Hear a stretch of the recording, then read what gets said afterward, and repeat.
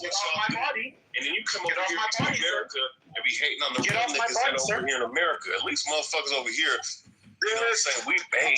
You will never be a real nigga. There's nothing weird about that you motherfuckers do, man. You're dilute white.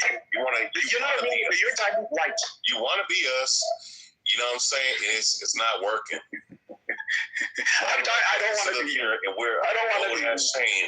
I don't want to be you. You know why I don't want to be here? Because I don't know how much life I have left to live. With that goofy ass smile. Got him. Got him. I mean, that's how you goofy ass motherfuckers are over there. You guys are retarded, man. You know what I'm saying? You guys ain't got no fucking swag. The only thing you have is fag, bitch.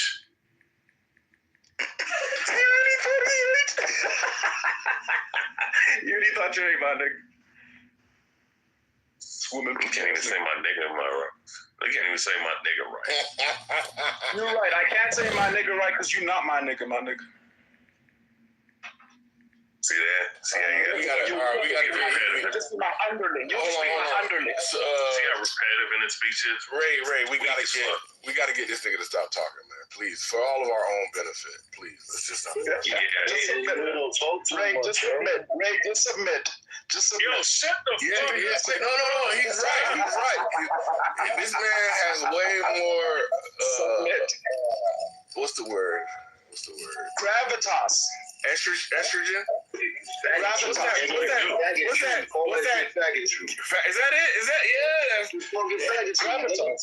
Yeah. All of the losers in the room have something to say about me. That's funny. Losers. Bro, you're an African booty scratcher. Losers. Yes, losers. The only person I ever think you're a dirty ass. You're a dirty shit. Kitover's at 10-0. Rihanna's 13-2. Ain't that a bitch? Spirit chucker. He got you 2 times? Spirit chucker. Spirit chucker. Yeah, Ray got me 2 times. Yo, all 3. Last I remember, Simone beat him yesterday. And I just beat you yesterday. Yeah, you're right. Simone did beat me yesterday.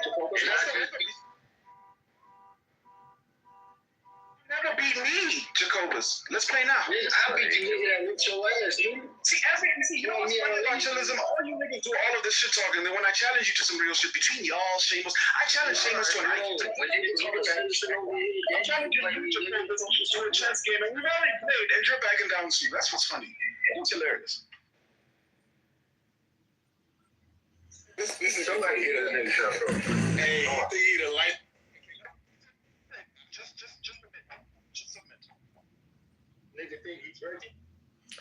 Hello, my fellow N-words. Good morning. I'm broadcasting Chillism on YouTube, Instagram, Facebook, Snapchat, TikTok. I want to thank you all for the great content. God bless. Merry Christmas and have a happy Thanksgiving. Weekend. Weekend. That was great. What about Hanukkah? Don't forget about Kwanzaa, another made-up innovation of Chillism.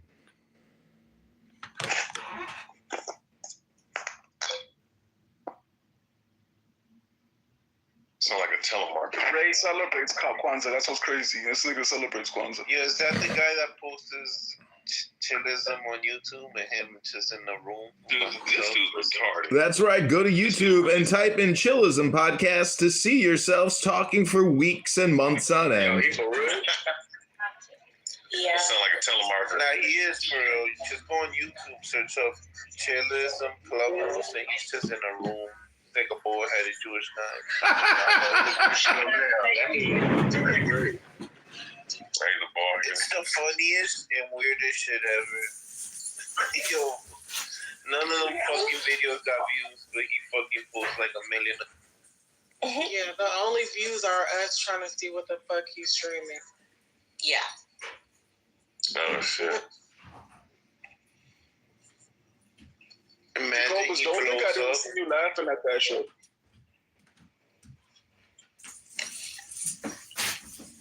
We'd have to duct tape you to get you to shut up, man. Nah, Jacobus, don't think I. Yo, you see, Jacobus, don't think I didn't see you laughing at that shit. You were laughing at that shit. You like that line, didn't you? Ray Albert don't smile for the bitches. He mean multiple niggas. I saw you. Is Huey always this obnoxious? He been I saw it as a screenshot. I'll say that.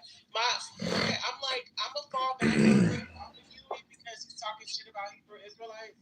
So I'm gonna have to revoke my fangirl card. And it was something. You're not a real Hebrew Israelite. You don't really give a fuck about that. I got almost $700 worth of shit for Hanukkah, and I already got half my shit early. Thank you. What else did I want to say? Damn, you cashed out. I know, right? Jacobus and everybody was cool with Huey in here. I don't know what happened with Jacobus. Jacobus and Huey were cool. Wait, I can't hear you. I thought Concrete and Huey were cool. I don't know what's going on. We were until whenever we tried to debate the nigga. Whenever we tried to debate the nigga, he starts doing this shit right here, where the nigga can't shut the fuck up. I don't know why the nigga can't shut the fuck up when the nigga's trying to talk, but I guess he doesn't want a nigga to say what a nigga gotta say, so he's gonna obstruct constantly. I don't know why. That's some weird ass shit. But now we know the type of person that he is, and we just gotta act accordingly. I don't know what else to say. The nigga heard me talking, clearly heard me His toe kick is special. and he don't know why you don't want to just shut the fuck up. Dancing with men. With homeless men. I only know Huey from his In the red line. Dancing with homeless men. True as epic champ. You know what I'm saying? When you're in your own room with your homeboys and they respect you, you never get challenged. I don't know. But now when a nigga get challenged, you see his pussy. His pussy is showing. I don't know why his pussy is showing. Because that nigga took his skirt. You don't want to see your pussy no more. Right? You want to have conversations. Put that fat monkey away. Right? You don't want to say, I don't know. But she was. You know what I'm saying? I didn't take none of this nigga. I didn't understand what this nigga doing. You know what I'm saying? Look at that shit. And he got over there fucking booty clapping ass niggas, you know what I'm saying? I don't know what to say about it, bro. Why not? She said, what happened? I was like, hey, she whooped this, what happened? Why not post the domestic bitch in Humble? I don't know, because it is what it is. So, maybe I don't get it. He ain't no real. Yeah, you gotta be nervous, right? What you nervous for? The job is done. The actions or something like that. Yeah, what's that shit, bro?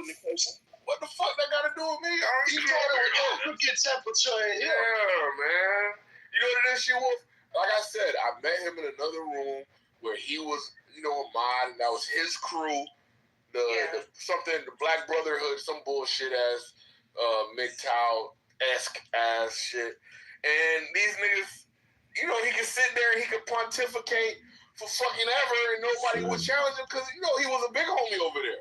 He come over here and he's nobody's big homie, and now he had to fight for his fucking life. If it doesn't identify, And when he fights, he's excited. He's excited again.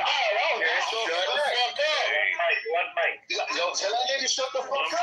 Nigga, hey, tell me where she gotta go. She will. Go ahead. I'm not the mod that moves niggas. I'm the mod that moves. Nah, you the first faggot moderator we got. Y'all are more than welcome to the first faggot moderator we got, nigga. All of you want to be the first faggot moderator, nigga. This dude is a moderator and he's acting like a pussy right now. He can't even let nobody speak, bro. That's what they're doing. Big ass moderators, yo. Listen. Everybody listening, you bitch. You bitch. Fuck with me.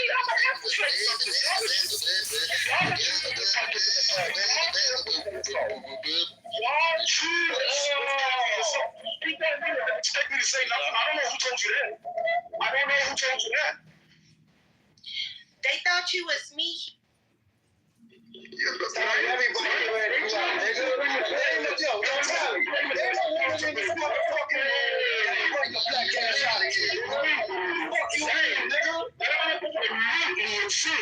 White genocide. run Tally out, nigga. Nah, it was I forgot who it was. They on mute, Tally. They on fucking mute. Why you get you know Tally, you know who Y'all ran Tally out? Where y'all ran Tally out? I'm saying, yo, how many bitches done ran Tally out of this fucking room, my nigga? Not enough. Over a dozen. Not enough. Not a fucking enough. This niggas got compassion for this nigga. Yo, I ain't trying to sexualize nobody, but who got the titty residue on deck? On the lip. I got it on. Hey, man.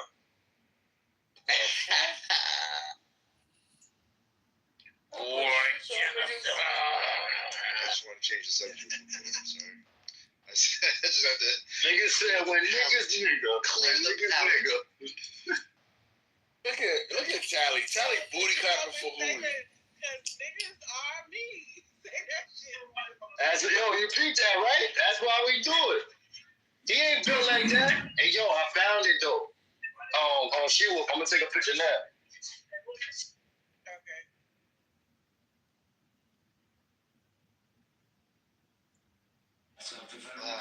Present on January 5th and January 6th. Can you particular videos? How many agents or assets? That's when the dumps come in. That's that. It's just a phase, Mom. So I'm not going to violate this norm of What was all that? investigation that's ongoing. A faggot that's in the room named Hewitt.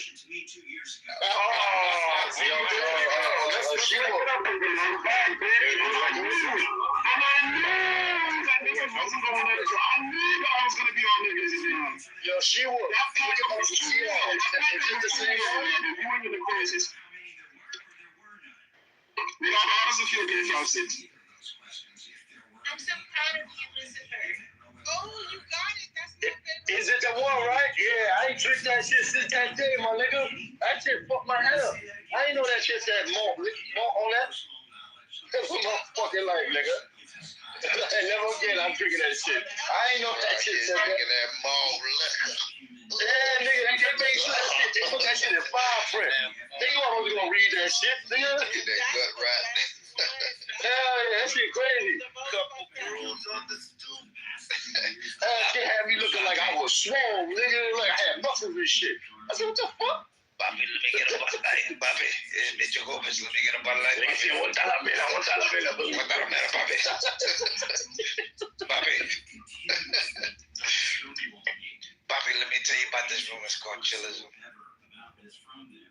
Yo, I ain't gonna front. We gotta start bringing some bitches in here. So we go to other rooms, invite them over here. Yo, we gonna start doing that. Throw a little party. Get some white folk, get some Chinese women. Let me get my cute. I got Take away from the Chinese. I will bring the band in to get my cute PTR out. Fucking arrow. Standing outside, just like a Korean woman. That was this. Are you ready to rock? I really found that dude, yo. I found this shit you want in Tally. I know I'm gonna find that shit. You know what's crazy? That shit next to the fucking margarita shit, though. It's what? It's next to the margarita shit. So every time I get this shit, Of course it's gonna be next to Brox, I want you to free yourself from Motley. Yeah. Tally, I want to see you make this bottle disappear, my nigga. I want to free you niggas from bell peppers. Shut up. So Hey, man, I heard that malt liquor leads to molten ears. Shut the fuck up. Fucking corny African nigga. Why he thought that shit was corny? Corny ass bullshit ass nigga. That shit was American. Dumbass nigga. What you put those out of plaster? You know what was when Talia said, that shit, Talia, what you said in Patois, you got me fucking dying. Bell pepper me, please. Oh, yeah. No, she said, Yo, she trying to go hard. She don't know about no Chichiman. How you know about Chichiman? That's what I didn't know when I was listening to all of this Caribbean music that it was extremely Caribbean. From them up. Exactly. Yo, this is what y'all. The fire make me burn.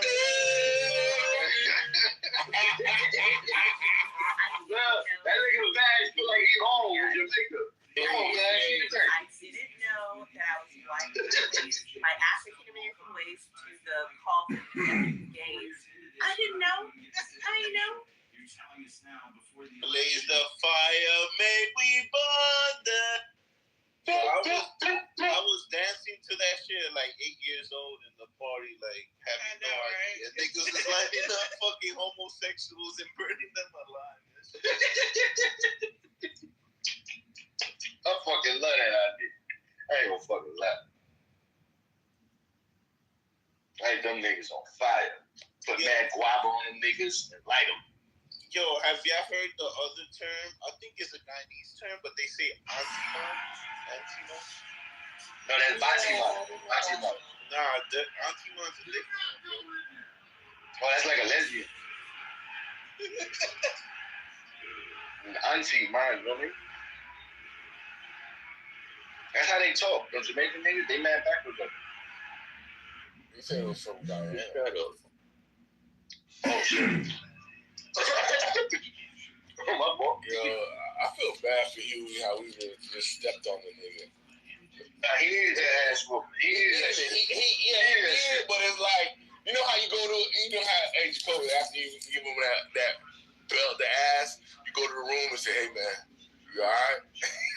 Nah, but you know that, look, you don't want a nigga get his ass whooped and then that last nigga come and just kick him in the stomach like, oh, nigga, it ain't over. Like, that nigga needed that. He needed that one more time. But I'm still gonna go to the I mean, I'm just going to tell you, it's a weird motherfucker, man. He always trying to talk weird ass shit. Look, Concrete. All I said, he be saying some weird ass shit. Like, yo, Ray, you gotta fight this nigga. In a minute, when we meet up, you gotta shoot the one on with this nigga. Little gay ass sounds he was making on the fucking mic. I mean, look, we all heard that shit. That's that South African shit. Yeah, he think that shit came off, and the thing is, he came off mic. Oh, shit, nigga, Still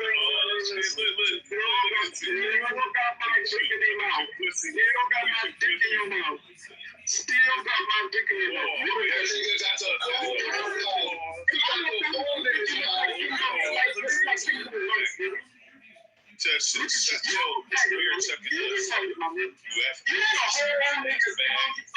Yesterday you ran away. Boy, You're the flirty boy. You're the one that went before. You're the one that don't like girls. Fucking tunnel. Listen to this fucking. You don't like a 15-year-old who just become in. Hey, his bitch ass You don't fucking like a weird 15-year-old shit who just in become in. Africa. Just getting his confidence up. Sound like his hearing aid. Yo, fix your hearing aid. That nigga got the phone in his mouth. My mic ain't fucked up. Fix your hearing aid. My mic ain't fucked up. Mandela, keep What the hell? Can you hear me now? Is this clear? This is a little bit better. Hold on. Can you shut the fuck up? Fix your hearing aid. Can you believe Shaka Zoo? Do your thing. Fucking hoe ass niggas.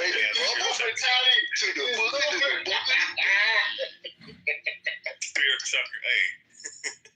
I might be a spirit chucker. You a wannabe spirit chucker. That's the crazy part. You a wannabe spirit chucker. What do I need to spirit chuck? What do I need to chuck? You're a wannabe spirit chucker.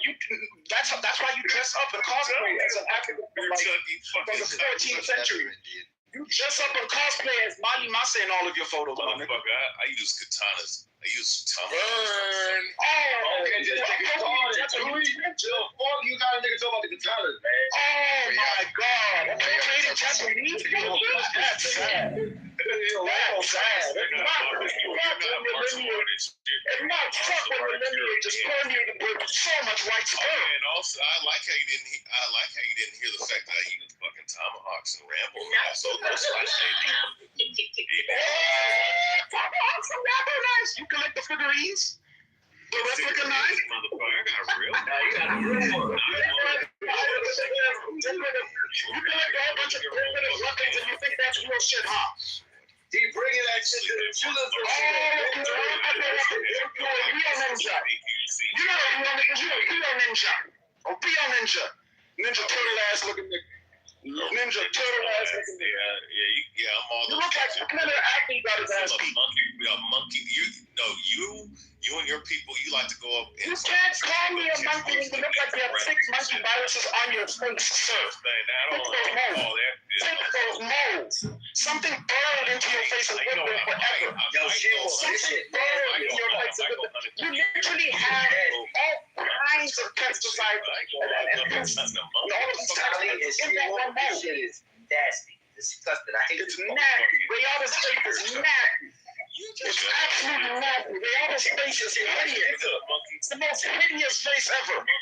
Like every domestic violence story in the history of domestic violence, Rihanna's face is like liquor. How many nigga looks like every woman in town? That's what's crazy. This nigga looks like he beat every woman in New York.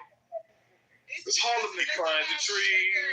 It doesn't have no sugar. That's probably what it is. It shit tastes like fucking liquor, nigga. Liquor in a can. Rihanna is the sugar. Yeah, There's a little bit too much sugar in the tea. Gay as fuck, dog. No. Jacoby. That's that faggot. She was only drink this one. No wonder you motherfuckers. Rihanna's face looks like an STD. Between the hair, between the nose, between the necrosis on the ears, your face looks like an STD. That's what's crazy. Your face looks like whenever Kitover says about that herpes shit, I think of you, man. Look at your fucked up beard, bitch. Your beard is fucked up. That shit looks nasty. It looks nasty. What are you talking It about? looks nasty. Nasty. Fucking Can we talk about you don't look like a king. You're too short to ever be a king. Let's talk about something. Don't ever fucking lie to yourself like that in my presence. You'll never be a king. You're too short for that shit. See what? How can you ever look at Can Jacoby throw something out there? and how there's over 300 dead bodies on Mount Everest? And That's a good idea. Wait, is Mount Everest one of Rihanna's mountains? We shall see. I'm going to send him a safe for her.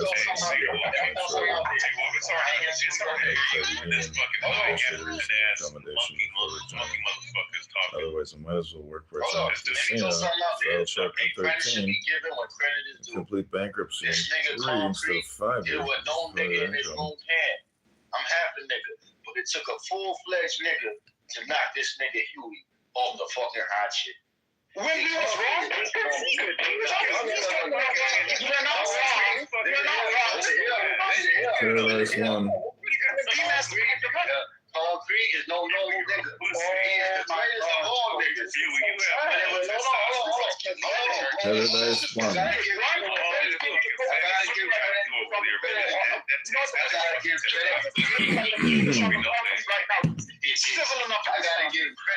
Come to the Lord. Come to the Lord. Did what?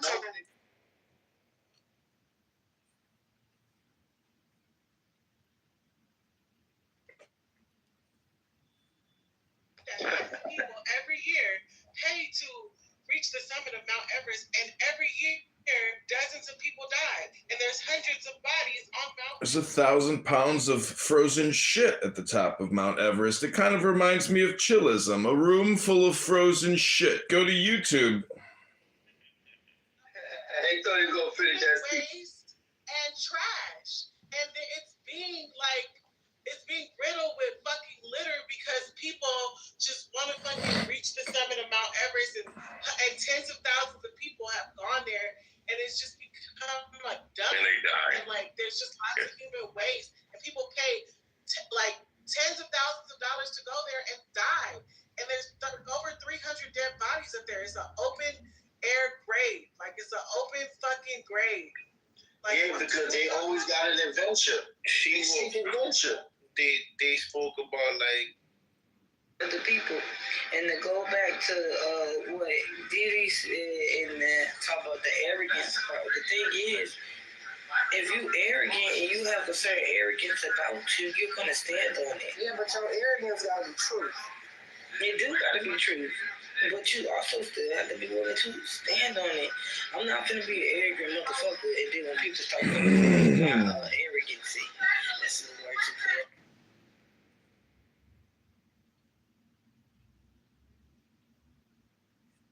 Jag har varit där i 2 dagar. Jag har hunnit hamna på sjukhus på grund av det här jobbet. Det har hunnit hända så mycket, men jag har fortfarande inte fått mitt schema. Och det är så här, folk går och jobbar. Folk har fått sina scheman. Jag har inte fått mitt schema. Och jag säger till han, när ska jag få mitt schema?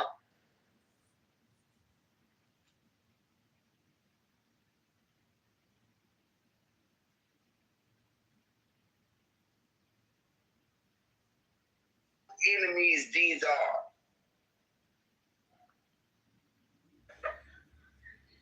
First Corinthians chapter 15.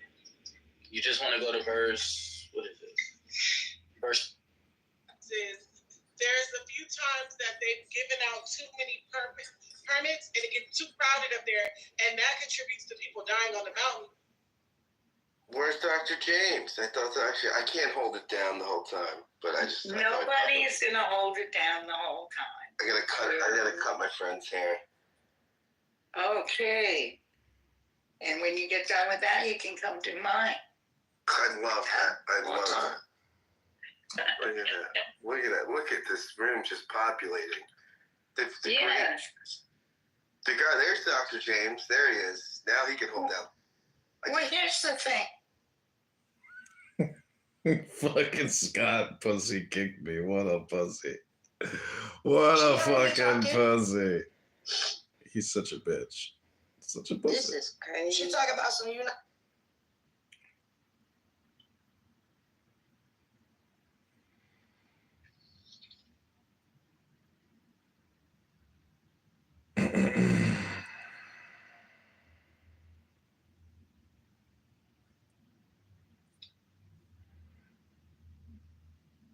You goddamn right I'm fucking mad. I got a motherfucking bullshit job. I gotta work this motherfucking bullshit job. Get harassed by my motherfucking boss calling me a motherfucking whore.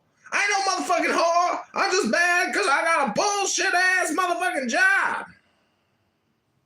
I feel this. He said, I ain't no whore. I'm just mad. Bullshit job. What? Listen, if it's tricking, it's tricking.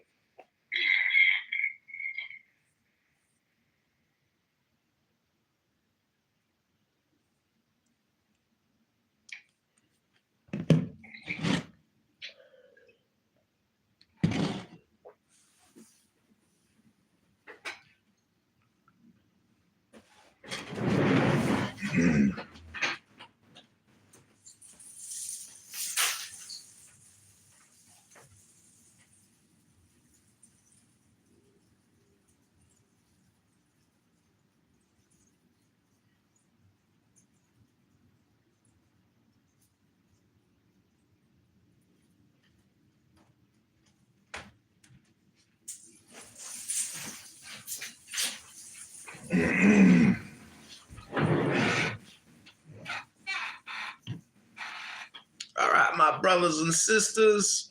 Anyone else here mad because I got the solution for anger?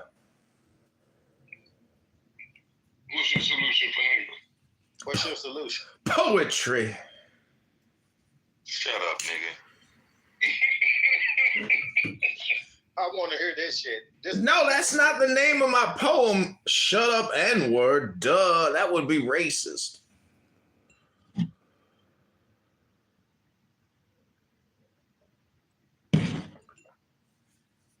Oh, are you saying you want to hear the poem? I'd like to hear the poem.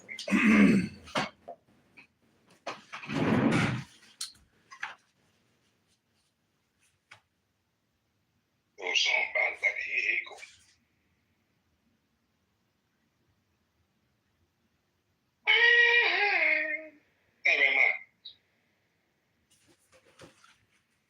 Okay, this is called The One Who Is Within You. God dwelt among us in the 10 Commandments, as it is written, the writing is the writing of God. When the tablets were lost, the Shekhinah wandered, and in time came to dwell in the way of practice. This is why when you study Torah, the Shekhinah is with you. But this is true only if study leads to action. For even the brightest clubhouse flames require oil. The flame of God is fed by the oil of love and kindness. Shekhinah is the flame, your body the wick, and your deeds the oil. Just as the flame consumes the wick, so Shekhinah consumes the illusion of otherness. This is what is meant by the verse, for Yahweh, your God, is a consuming fire. Get your ass in the good about when you that good shit, man. You are no longer fucking, you're fired. Well, you just mad because you got yourself a bullshit ass job, N-word.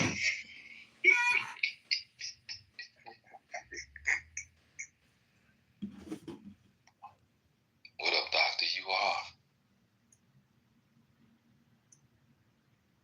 What's up, Noah? Bus club, please. Hey, I just suffered through whatever that was. So I made it through. You suffering because you got yourself a bullshit ass job, not because of my poetry.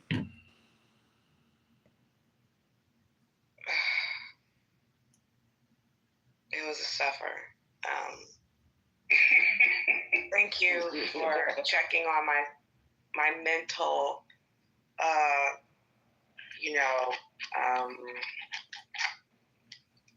my mental sanity after hearing whatever that was. 'Cause I'm okay. Again, you mad because you got yourself a bullshit ass job. You don't even know me. You don't even know me.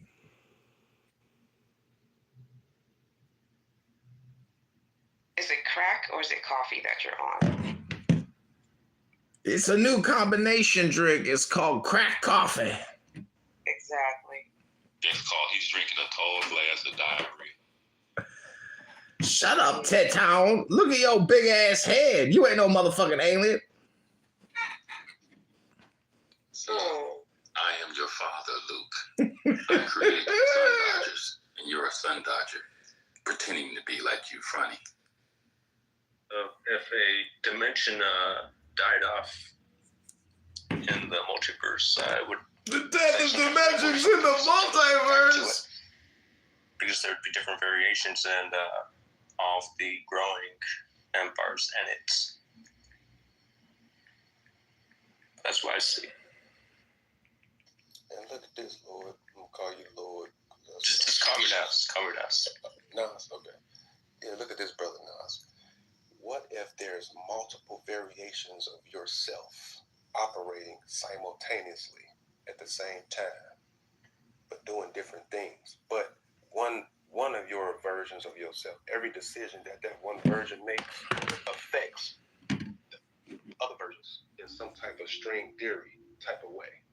Now, just because you're unconscious of it, don't mean that it's not happening. Like a radio, Nas. When you are tuned into 92.3, that does not mean 107.5 is not existent. You're just not tuned. You're not in tune to that frequency or that station. So what I'm saying is, hold on, that's brother Gino. So all I'm saying is, what we do affects everything.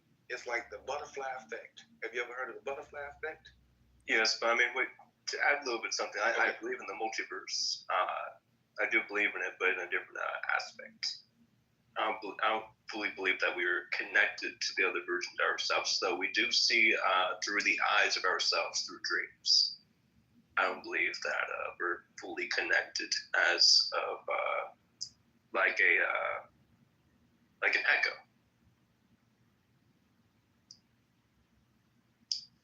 Like Emerson. You know, I might low-key sort of agree with Bama a little bit more. Like even like I know it's sort of a reach, but like even when you talk about like into the Spider-Verse and whatnot. Now they're talking about Candyman and how when things are happening, it has a ripple effect that literally makes everything like basically implode on itself. I think like when we pay attention to the way that we function as human beings on Earth right now, we have a terrible and horrible tendency about letting life happen to us the way that it's supposed to, so we can move forward. Like I remember, like back in college, like my first business class I ever took, my professor was just talking about how part of the reason why our economy is so jacked up is because of the fact that we actually don't let things fail. We constantly go and save those things because of the convenience or the comfort that comes from making sure those things are still in place, as opposed to like letting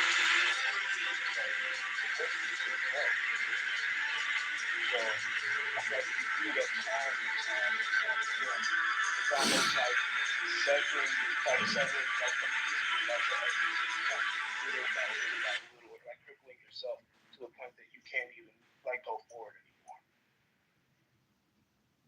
Yeah, I like that. And then, you know what? I want to say this as well. Oh, go ahead, Adrian. Peace. Yeah, hey, peace. I put it in the chat that the one became the many so that the many may become the one, meaning that if you've ever done like transcendental meditation, you'll realize that like all of our bodies are just like avatars, and meaning that your identity, your personality, your characteristics are conditioned or baked into your body, and who you are is based upon what people, all the people in your environment tell you who you are.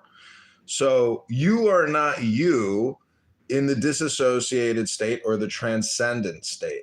And everybody can get into what's called a transcendent state, which is the obliteration of your identity.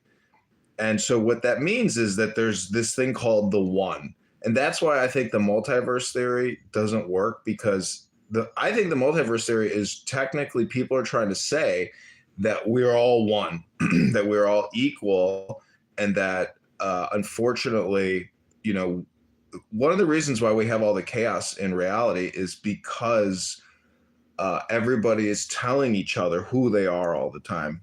Does that make any sense? Like, I think it explains the multiverse in a way which is still based in the now, not some imaginative, conceptual, abstract way of looking at it. I think it's basically we are all together in a collective, which is called the multiverse, because of our identities. Thanks.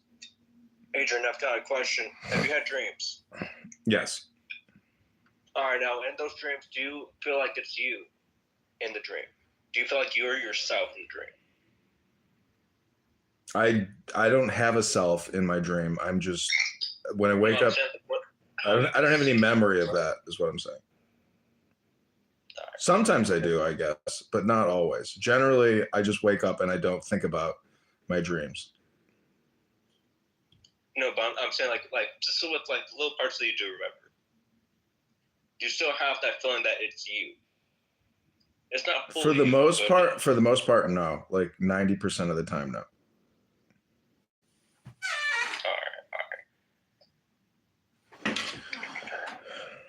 I'm just saying that, I've heard it said that, you should get 7 to 8 hours of sleep a night, which is really just a reference to God sleeping on the seventh day. So if you get 7 hours of sleep, that's the seventh day. That's the rest from all the work. And you do that in cycles. Death and dreaming are the same thing. So when you go to sleep every day and you're resurrected in the morning, these are the metaphors for reincarnation. That's what I'm saying. I'm scientific in the sense that I know we can exchange words, but you can't actually show me anything. You can't put proof in the pudding. All you can do is exchange words, and which are metaphors or similes for these vast abstract concepts, which are religiously, baked into us.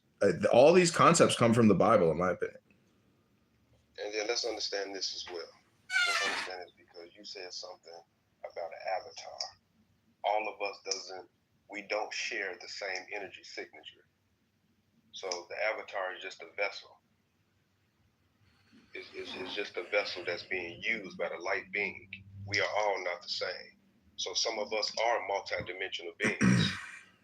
Some of us have been here before. Some of us chose to be here. Some of us are baby souls to this experience. Some of us come from a different star system that's beyond what you probably can comprehend at this moment in this experience. Because the books, that once upon a time, that shit didn't exist. Bible didn't exist 2,000, past 3,000 years ago. Listen, my ancestors have pottery that's older than the Bible. You understand? So some of us, some of us came here with a certain level of information and certain knowledge that made us royalty. I know, but we're all still stuck in the same time continuum, which is now, which is eternity and infinity. But understand this: it's a matter of perception, because the way you view time, I might not view it the way you view it. So it might move faster for me and slower for you, due to the fact of your perception. And I'm not saying literally, but what I'm saying is that's a possibility. I know, but time is abstract. It's not real. You can't touch it, taste it, feel it, smell it. No, that's true. Wait. You don't have to touch it, feel it, or see it for it to be real. No. Hold on. No. You're right in retrospect. But in the physical realm, once you are born, your biological clock starts ticking. Every day you wake up, you one step closer to death. So when it comes to cycles, because I was speaking about cycles, I don't know if you was in the room. A cycle has a beginning and a cycle has an end. You understand what I'm saying? So even though time is not real in the spiritual realm, because even the movie Interstellar shows you that 1 hour on Earth can consist of 7 years somewhere else, or 7 years on Earth can consist of 30 minutes in another star system. Yeah, but our cycle and time is based on the rotation around the sun. That's the cycle. But it's not just the sun.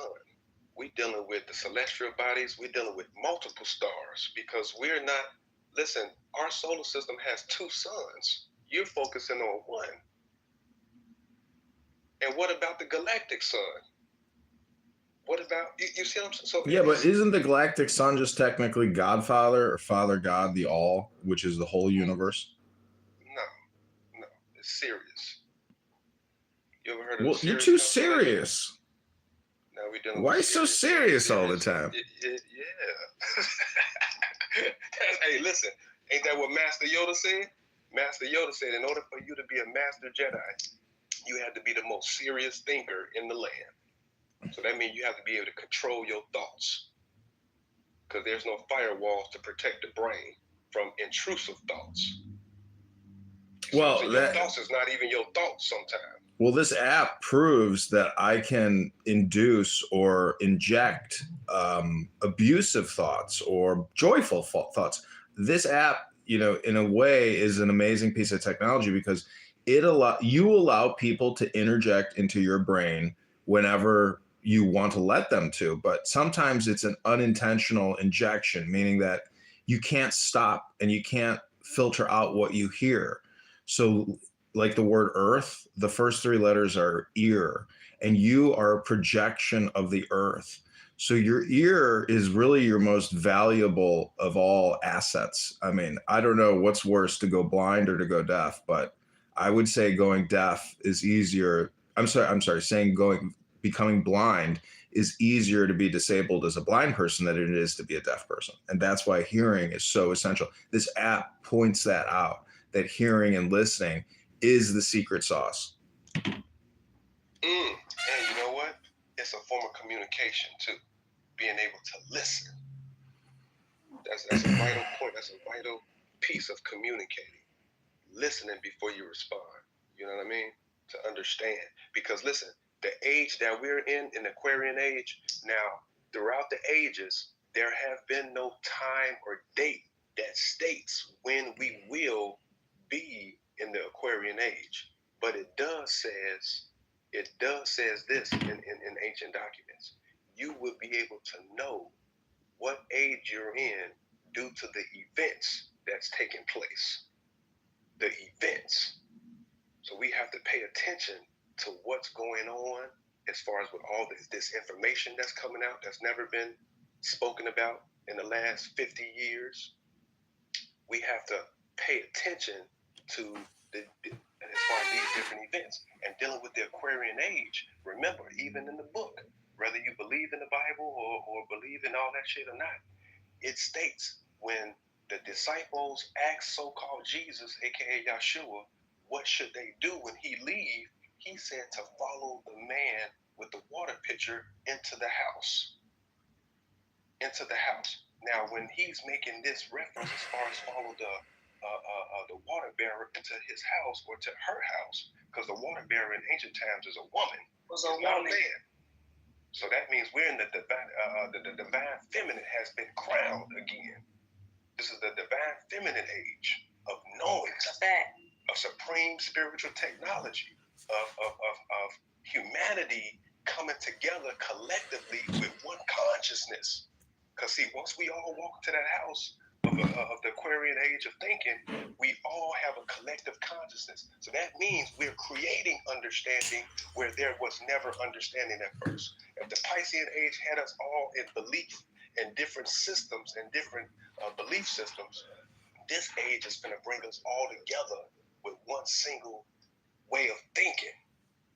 That's deep. But you have to be able to let go of the falsehoods. We have to be able to let go. That's another saying. The root attachments is the root of all suffering. So if you're not able to let go of certain family members, of certain events, certain feelings, certain behavior, if you're not able to let go of that shit, it's going to become a weight on you. Now I'm going to need you to get out of my head, sir. Yeah, but it's a little letting go is like being in a river, meaning that if you try to hang on to the rocks, that you'll cause more suffering for yourself. So what that says is that we are in a simulation. It's easier to go with the flow than it is to resist. Put up your sails, don't, do the breaststroke. You have to let the currents carry you. And that's how you become weightless. That's like why angels can fly, because they're light on their feet, meaning that they don't take themselves too seriously. They let go. They don't hang on and cling on. And because they have no cling-ons, they are light on their feet and they can fly. That's how we all want to be, which is we want to be flyers. We don't want to have the suffering and desires. Why are you talking for all human beings? None of this stuff has anything to do with the Bible either. This is all indigenous teachings and indigenous wisdom. Thousands of years before the Bible. What are you talking about? Klingons and angels and what the hell are you talking about, bro? I mean, it's entertaining, but like, what the fuck, bro? I'm not mad about it. I'm just like, can you attach this to some teachings somewhere, as opposed to just going off and just pulling it out your ass, you know what I mean? Because the stuff we were talking about was actually attached to teachings, of indigenous people. Like, what the hell are you talking about? Because if you're talking about the Bible, where is this in the Bible?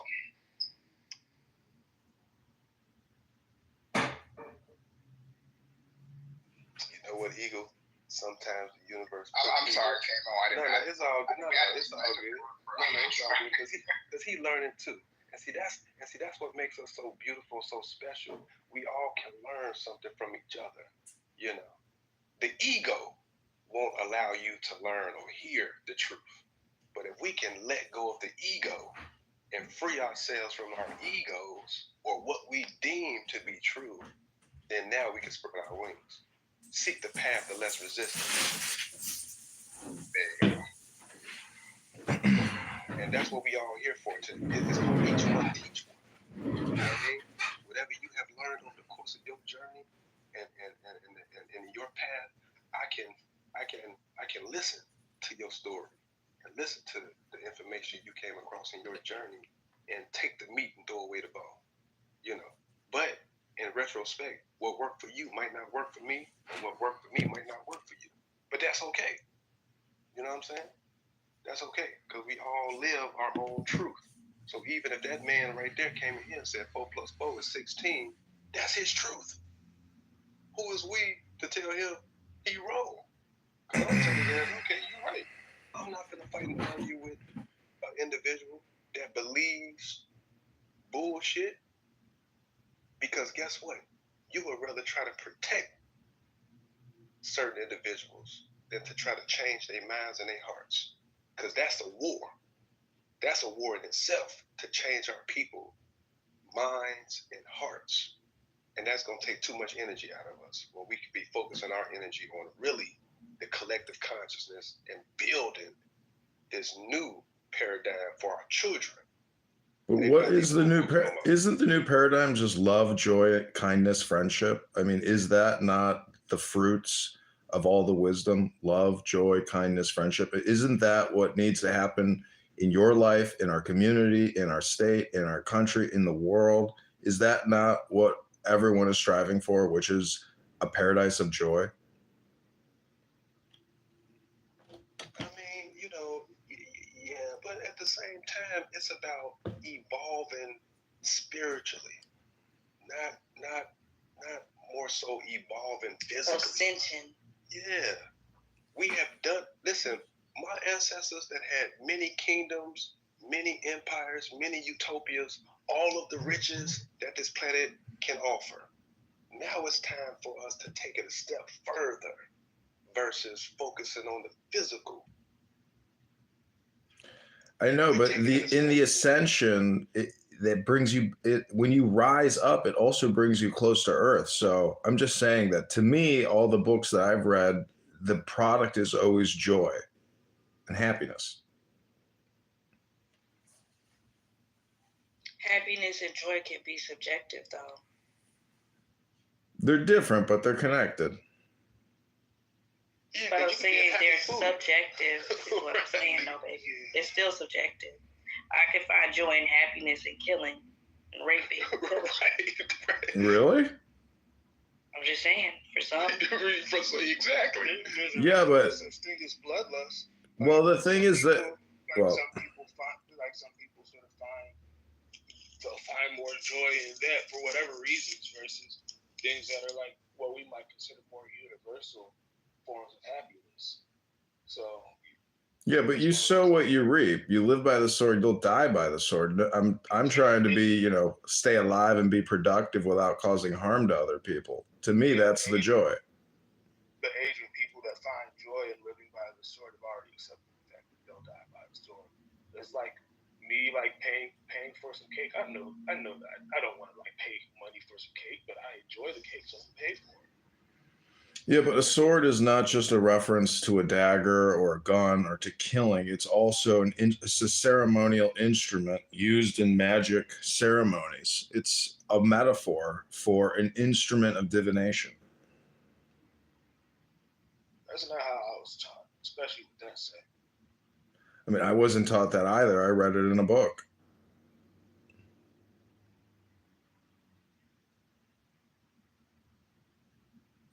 I mean, when Jesus said, I came back, not to bring peace, love, joy, and harmony, I came back to bring a sword. I just think there's a different metaphoric interpretation for the term sword. But regarding your title, I don't think your government is hiding aliens or alien technology. I think that's a scam. I think that's a part of the military-industrial complex to cover up the NDAA, which is $1 trillion of your taxpayer dollars. You're getting fleeced by your government, and that's the scam. There's no aliens. There's no spaceship. There is a corrupt government stealing from you in every way, every day, as much as possible. It's your government, which is the aliens that are ruining your lives. That's my opinion. Okay. I was sort of enjoying the esoteric talk a little bit. I know, but too much ascension. I got to come back down to compliance and the tax base. You're all getting fleeced by your government. Vote Republican, stop voting Democrat. I'm complete. And that's what I'm saying too, brother. Certain beings or certain people is attached to this planet. They're attached to the physical. You know what I mean? They can't see anything other than what they've been programmed to see and feel. And that's cool. Because some of these people, there's only one supreme death for them. Once they leave that body, they don't ascend. They don't go somewhere else. It's done. That's it. That's it. This is why they need technology to become spiritual. They show it to us every day. They can't do certain things. And see, this is what I'm saying. There's no 1-2 snowflakes of light. There's no 1-2 snowflakes alike. We are all not the same. Period. Some of us are here with missions, with contracts to be fulfilled. And certain people are here because they've been created on this level of existence. They've been created in this physical realm. So they can't evolve higher than this physical realm. And when you start speaking about evolving higher, they so attached, it's not feasible for them. And that's okay though. You see what I'm saying? They're babies. They're babies. Because listen to this. On this planet, you have 3 species. You have the original God man, you had human, and then you have mankind. Human and the original man, 2 totally different species. The God man is the original man. Other black people. Why you don't want to share your money, Miss Israelite? I'm trolling. No, because you have every right to say that. I'm trolling though. Like Hi, this is Adrian. I'm the founder of the D2B movement, which is direct to black. We make direct to black reparation payments, just like Procter & Gamble that tries to sell, skincare, L'Oreal direct to the consumer. We are trying to initiate a D2B movement because we believe that the federal government will never enact reparations. Therefore, we, the repentant white Americans who didn't even enslave you but came here in the 1900s, want to initiate the D2B. So who amongst you will be the first to receive our D2B contribution today? We have $10 for the first African-American ADOS princess.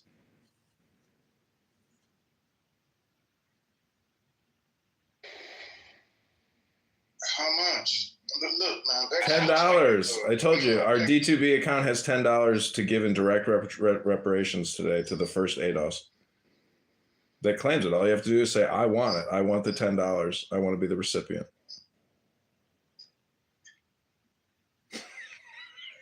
They kicked me. Why did they kick me? Hey, that was his twin. That was your twin, Marcus. I can't stand this nigga. I swear to God. Every day he comes through with some new bullshit. I swear. Every day.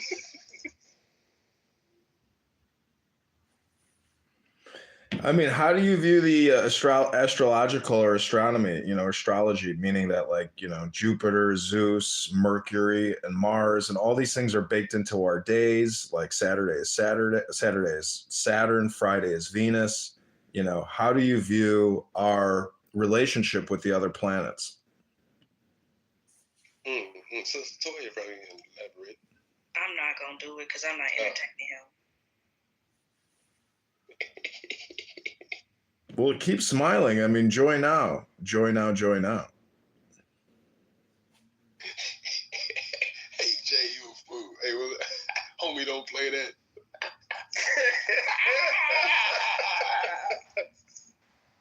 Hey, I might watch that today, man. That shit classic.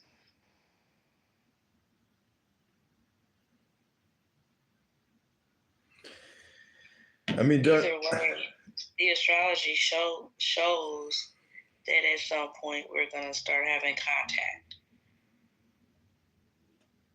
Well, how does that show up like in the transit?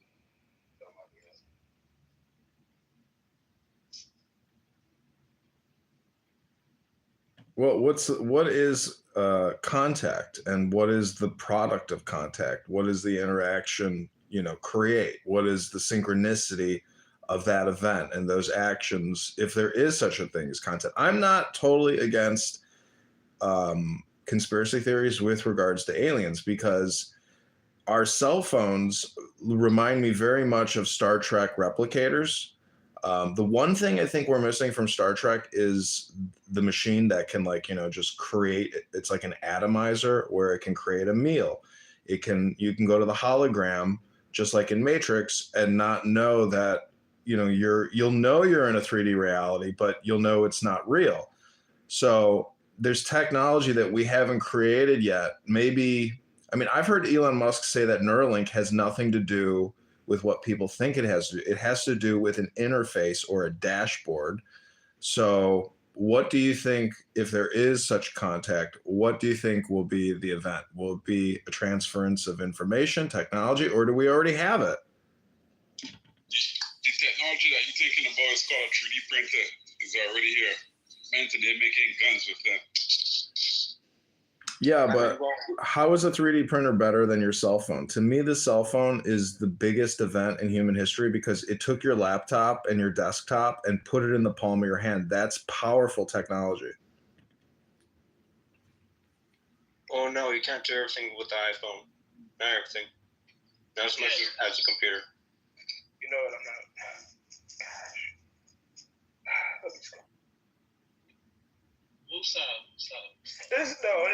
It's a me thing. Like, I'm not even mad right now.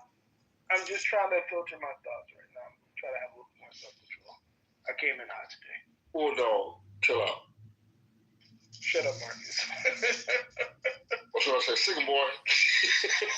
Listen, filtration is reverse osmosis. I mean, maybe you need to be run through a filter.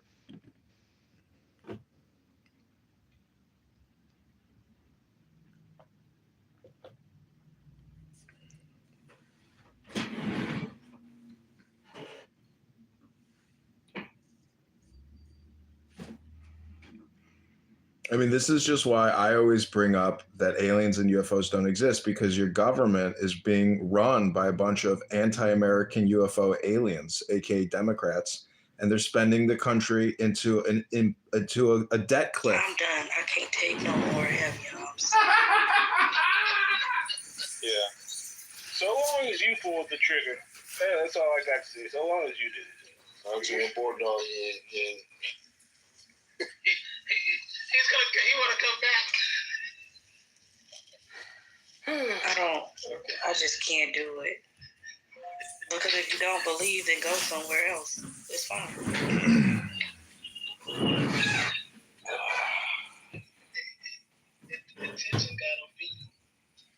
He's really trying to convince us about shit. Really, that's. You know that story where like Jesus goes.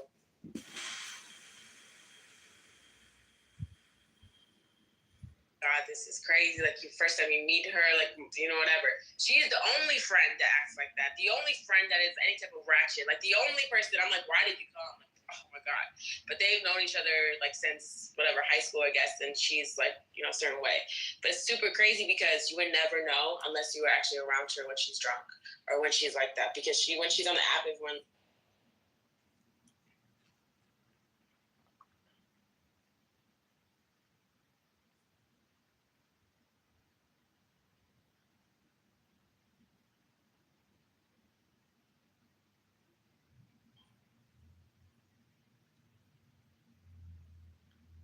Okay, this is the emoji room.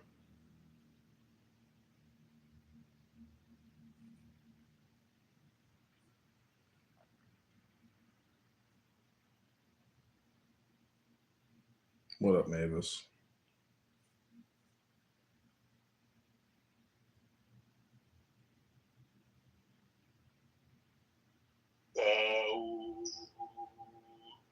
Look, big shit, Statue of Liberty, bow and arrow, reading, Joe, come on. We need to speak to you. No, she just comes in to see if Arrow,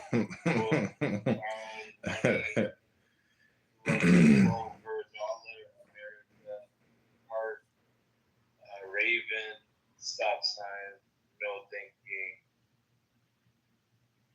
Is that the male or the female one? Male, money, female. Yeah, this is your emoji podcast. Emoji podcast. Listen to you with multiple cell phones. How many phones are you sitting on over there? Hey,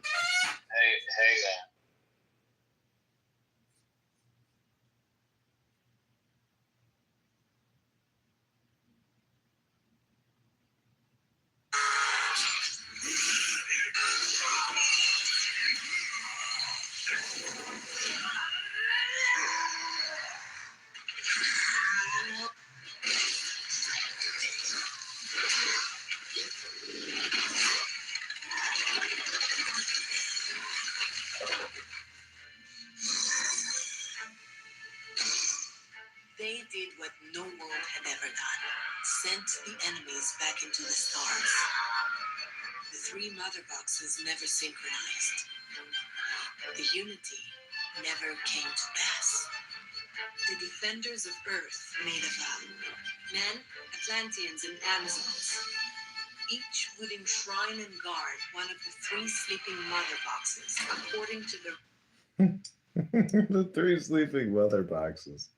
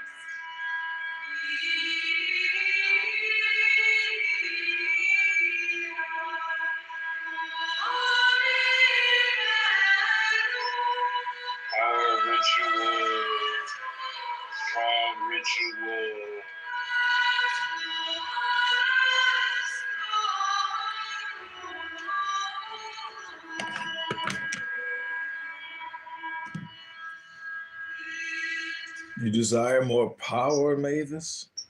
Power ritual. We're doing a Friday power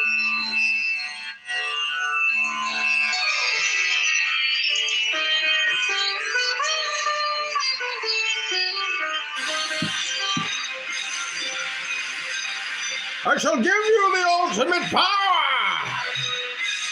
We're doing a power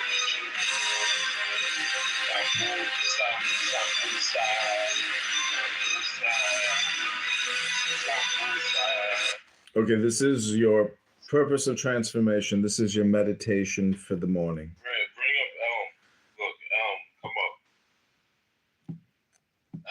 Elm, come up. You're just in time for the ceremony.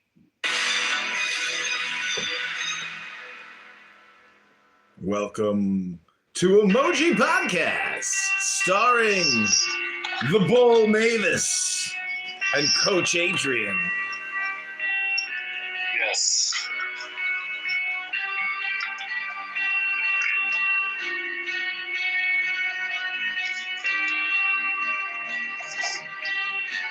Let's go.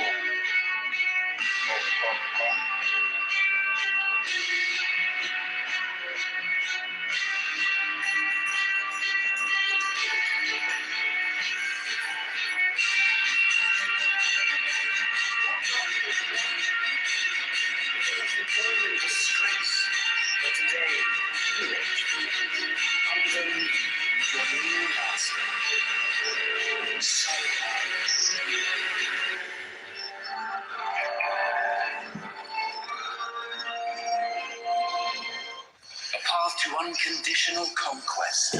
For I seek a new kind of power, not of the flesh, but over flesh, power of the unseen world. One we shall use to enslave the peoples of Middle-earth to our very will.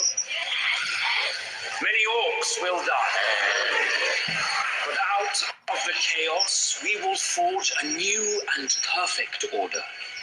No longer will we be hunted as the demons who broke Middle-earth. By bringing its peoples together to rule them all as one.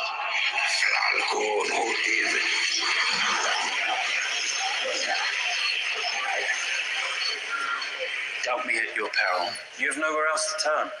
The Valar will never forgive you. Elves will never accept you. Men will never look upon you with anything but horror and disgust. A corrupted and ignoble race worthy only to be hunted and slaughtered.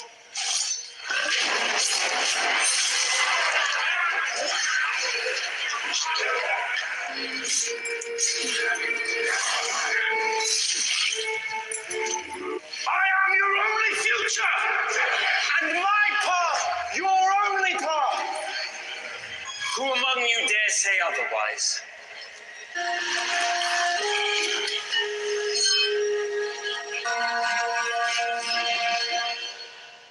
Hayok Sambat.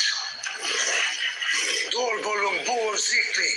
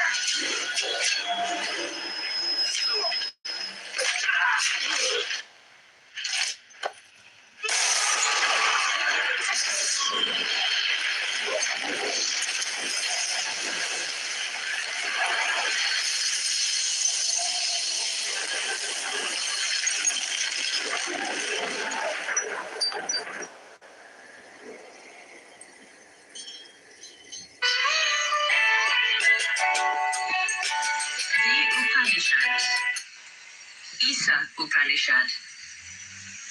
Behold the universe in the glory of God, and all that lives and moves on earth. Leaving the transient, find joy in the eternal. Set not your heart on another's possession. Working thus, a man may wish for a life of 100 years. Only actions done in God bind not the soul of man.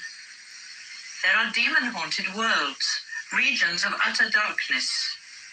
Whoever in life denies the spirit falls into that darkness of death. The spirit without moving is swifter than the mind. The senses cannot reach him. He is ever beyond them. Standing still, he overtakes those who run. To the ocean of his being, the spirit of life leads the streams of action. He moves and he moves not. He is far and he is near. He is within all and he is outside all. Who sees all beings in his own self and his own self in all beings loses all fear. When a sage sees this great unity and his self has become all beings, what delusion and what sorrow can ever be near him? The spirit filled all with his radiance. He is incorporeal and invulnerable, pure and untouched by evil. He is the supreme seer and thinker, immanent and transcendent. He placed all things in the path of eternity. Into deep darkness fall those who follow action. Into deeper darkness fall those who follow knowledge. One is the outcome of knowledge and another is the outcome of action. Thus we have heard from the ancient sages who explain this truth to us. He who knows both knowledge and action, with action overcomes death, and with knowledge reaches immortality. Into deep darkness fall those who follow the immanent. Into deeper darkness fall those who follow the transcendent. One is the outcome of the transcendent, and another is the outcome of the immanent. Thus have we heard from the ancient sages who explained this truth to us.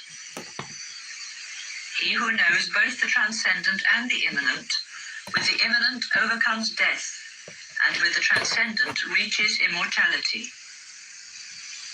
The face of truth remains hidden behind a circle of gold. Unveil it, O God of light, that I who love the true may see. O life-giving Son, offspring of the Lord of creation, solitary seer of heaven, spread thy light and withdraw thy blinding splendor, that I may behold thy radiant form. That spirit far away within thee is my inmost spirit. May life go to immortal life, and the body go to ashes. O my soul, remember past strivings.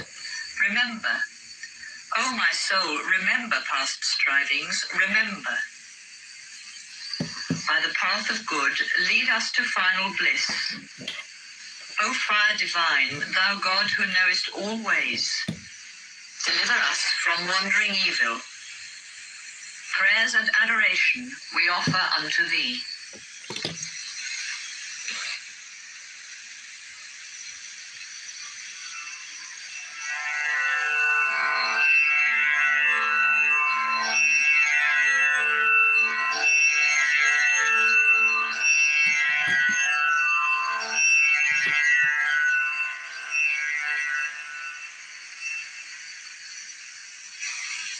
Upanishad, Part 1. Who sends the mind to wander afar? Who first drives life to start on its journey? Who impels us to utter these words? Who is the spirit behind the eye and the ear?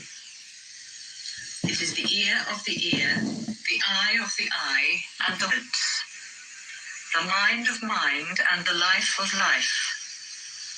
Those who follow wisdom pass beyond, and, on leaving this world, become immortal. There the eye goes not, nor words, nor mind. We know not, we cannot understand. How he can be explained? He is above the known, and he is above the unknown. Thus have we heard from the ancient sages who explained this truth to us. What cannot be spoken with words, but that whereby words are spoken? Know that alone to be Brahman, the spirit, and not what people here adore. What cannot be thought with the mind, but that whereby the mind can think? Know that alone to be Brahman, the spirit, and not what people here adore. What cannot be seen with the eye, but that whereby the eye can see? Know that alone to be Brahman, the spirit, and not what people here adore. What cannot be heard with the ear, but that whereby the ear can hear? Know that alone to be Brahman, the spirit, and not what people here adore. What cannot be indrawn with breath, but that whereby breath is indrawn? Know that alone to be Brahman, the spirit, and not what people here adore.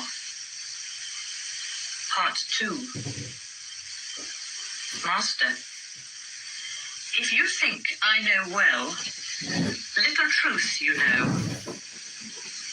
You only perceive that appearance of Brahman that lies in the senses and is in you. Pursue your meditation. Disciple, I mean to know. I do not imagine I know him well, and yet I cannot say I know him not. Who of us knows this, knows him, and not who says, I know him not? He comes to the thought of those who know him beyond thought, not to those who imagine he can be attained by thought. He is unknown to the learned and known to the simple. He is known in the ecstasy of an awakening which opens the door of life eternal. By the self we obtain power, and by vision we obtain eternity. For a man who has known him, the light of truth shines. For one who has not known, there is darkness. The wise who have seen him in every being, on leaving this life, attain life immortal. Part 3. Once upon a time, Brahman, the Spirit Supreme, won a victory for the gods. And the gods thought in their pride, "We alone attained this victory. Ours alone is the glory." Brahman saw it and appeared to them, but they knew him not. "Who is that being that fills us with wonder?" they cried. And they spoke to Agni, the god of fire. "O God, all-knowing, go and see who is that being that fills us with wonder." Agni ran towards him, and Brahman asked, "Who are you?" "I am the god of fire," he said, "the god who knows all things." "What power is in you?" asked Brahman. "I can burn all things on earth." And Brahman placed a straw before him, saying, "Burn this." The god of fire strove with all his power, but was unable to burn it. He then returned to the other gods and said, "I could not find out who was that being that fills us with wonder." Then they spoke to Vayu, the god of the air. "O Vayu, go and see who is that being that fills us with wonder." Vayu ran towards him, and Brahman asked, "Who are you?" "I am Vayu, the god of the air," he said. "Matarisvan, the air that moves in space." "What power is in you?" asked Brahman. "In a whirlwind I can carry away all there is on earth." And placed a straw before him, saying, "Blow this away." The god of the air strove with all his power, but was unable to move it. He returned to the other gods and said, "I could not find out who was that being that fills us with wonder." Then the gods spoke to Indra, the god of thunder. "O giver of earthly goods, go and see who is that being that fills us with wonder." And Indra ran towards Brahman, the Spirit Supreme, but he disappeared. Then in the same region of the sky, the gods saw a lady of radiant beauty. She was Uma, divine wisdom, the daughter of the mountains of snow. "Who is that being that fills us with wonder?" he asked. Part 4. "He is Brahman, the Spirit Supreme," she answered. "Rejoice in him, since through him you attained the glory of victory." And the gods Agni, Vayu, and Indra excelled the other gods, for they were the first that came near Brahman, and they first knew he was the Spirit Supreme. And thus Indra, the god of thunder, excelled all other gods, for he came nearest to Brahman, and he first knew that he was the Spirit Supreme.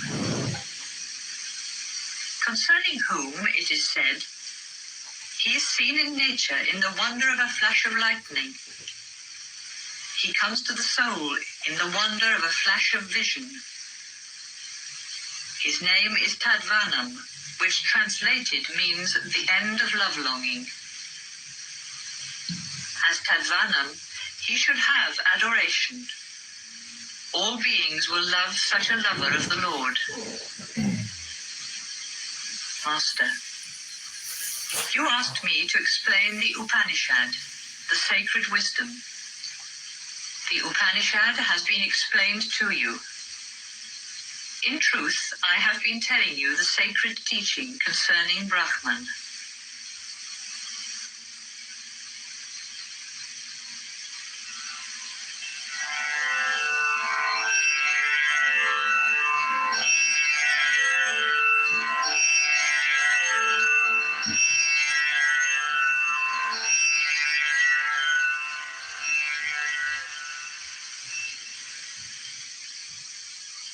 Katha Upanishad, Part 1.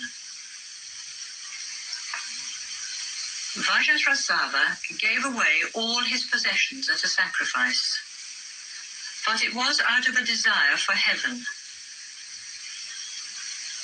He had a son called Nachiketas, who, although he was only a boy, had a vision of faith when the offerings were given, and thus he thought, "This poor offering of cows that are too old to give milk and too weak to eat grass or drink water must lead to a world of sorrow."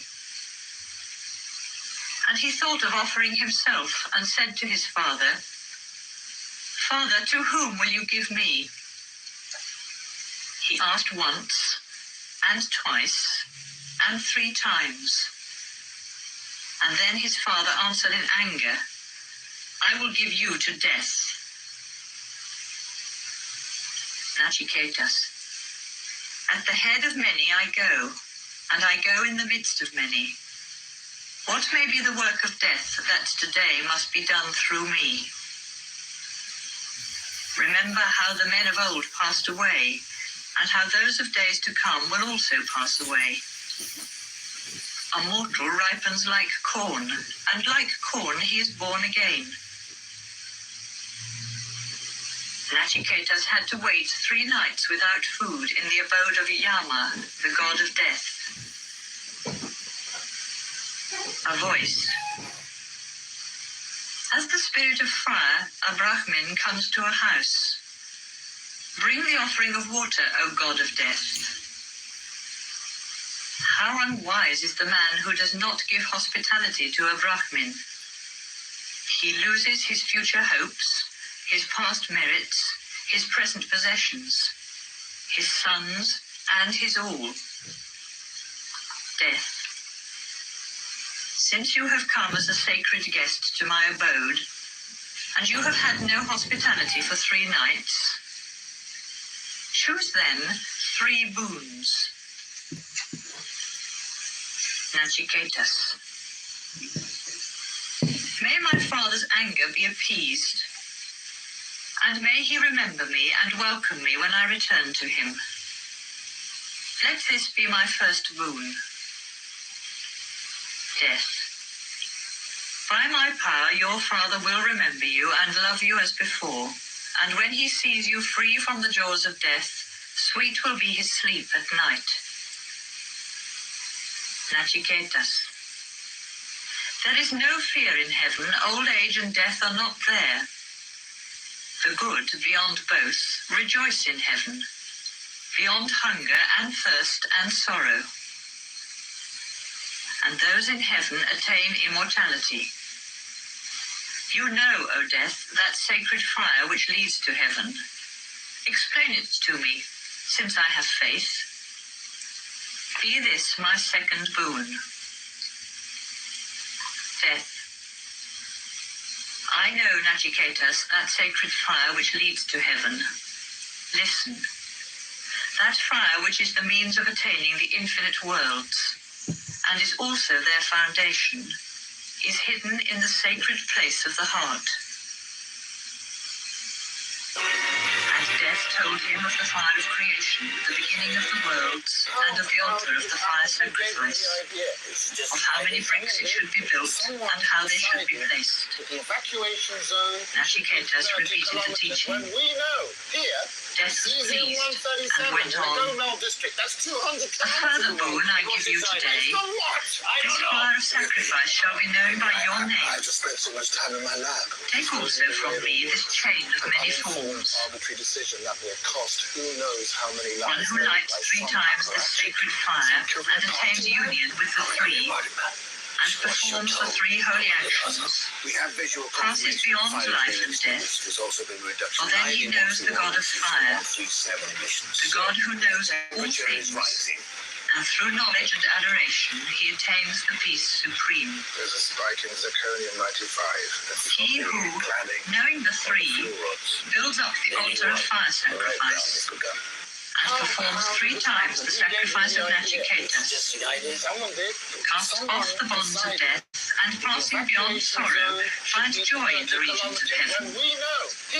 This is the fire that leads to heaven, which you chose as the second gift.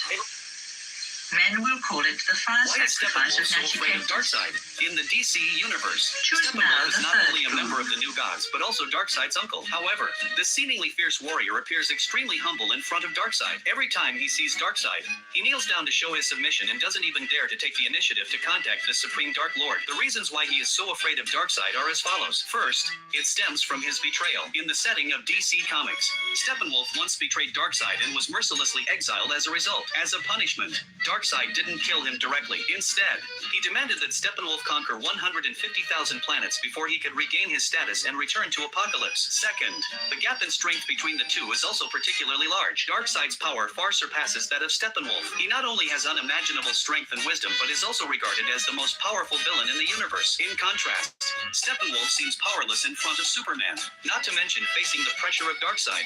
Why is Steppenwolf so afraid of Darkseid? In the DC universe, Steppenwolf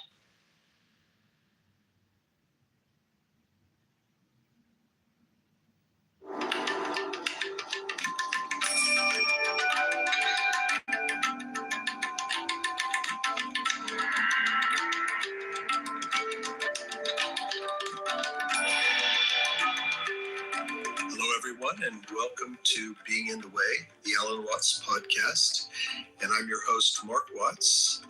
And today we're going to be listening to Zen Bones, a remarkable public lecture that my father gave in 1967 at the Avalon Ballroom at a Zenefit put on by the San Francisco Zen Center to raise money to purchase Tassajara, a remote site where a Zen center was built in the mountains east of Big Sur. Well, in recent weeks, we've been listening to mostly seminar material where my father would be in a workshop or a seminar with a small group of people. In this talk, we go to a big hall. The Avalon Ballroom was usually the site of rock and roll performances. They're on Van Ness. And on this occasion, he's accompanied by a group of Buddhist monks who chant the Tisarana and other Buddhist chants, also the chimes and gongs that surround meditation practice in the Zendo. In coming weeks, we're going to be hearing more of these big hall talks. A talk that he did in 1971 in New York City at a conference called Western Therapy and Eastern Religions. And then we're going to hear a talk that he did in San Jose, at San Jose State, on drugs, turning the head or turning on. So these are the next couple of podcasts coming up. But today we have my father in Zen Bones, a remarkable performance and part of our Zen series at alanwatts.org. This podcast was produced with the help of the Ramdas Podcast Network. Our theme music is by Zakir Hussain, courtesy of Moment Records, and today also accompanied by the monks of the San Francisco Zen Center in their chants and gongs. So now here's Alan Watts in Zen Bones. The order of proceedings for this evening is that we shall start with the chant called the Tisarana and Panchasila in honor of the Buddhism of Southern Asia, the Theravada, and all those who know this particular chant are invited to join in. After that, there will be 5 minutes of Zazen, the art of sitting quietly without talking to yourself, just digging reality. When that is over, Suzuki Roshi will lead in the chanting of the Shingyo, which is the Heart Sutra of Mahayana Buddhism, the Buddhism of North Asia. And everybody who knows that will also be invited to join in. Oh, have a mimosa for me. And then I shall say a few completely unnecessary words about Zen Bones. Buddham saranam gacchami, Dhamman saranam gacchami, Sangham saranam gacchami. Tatyampi buddham saranam gacchami. Namo tassa bhagavato arahato samma sambuddhassa.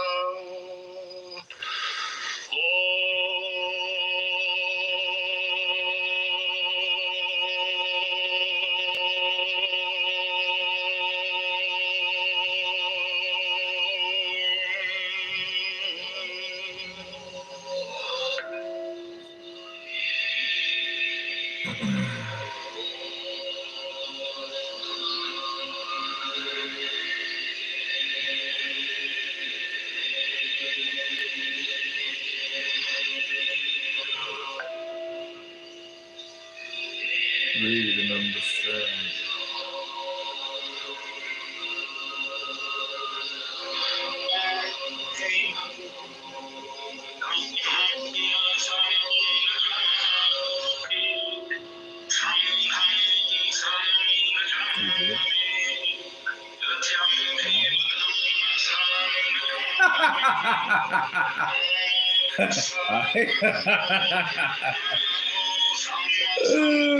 Once upon a time, there was a Zen student who quoted an old Buddhist poem to his teacher, which says, "The voices of torrents are from one great tongue.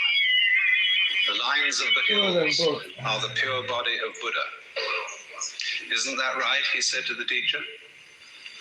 It is, said the teacher, but it's a pity to say so.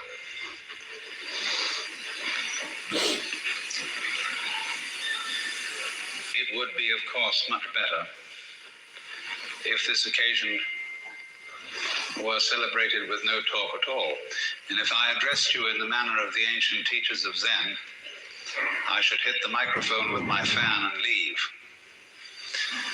But I somehow have the feeling that since you have contributed to the support of the Zen Center in expectation of learning something, a few words should be said, even though I warn you that by explaining these things to you, I shall subject you to a very serious hoax.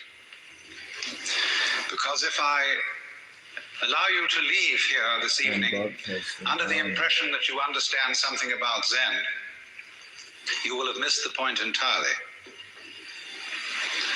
Because Zen is a way of life, a state of being that is not possible to embrace in any concept whatsoever. So that any concepts, any ideas, any words that I shall put across to you this evening will have as their object showing you the limitations of words and of thinking.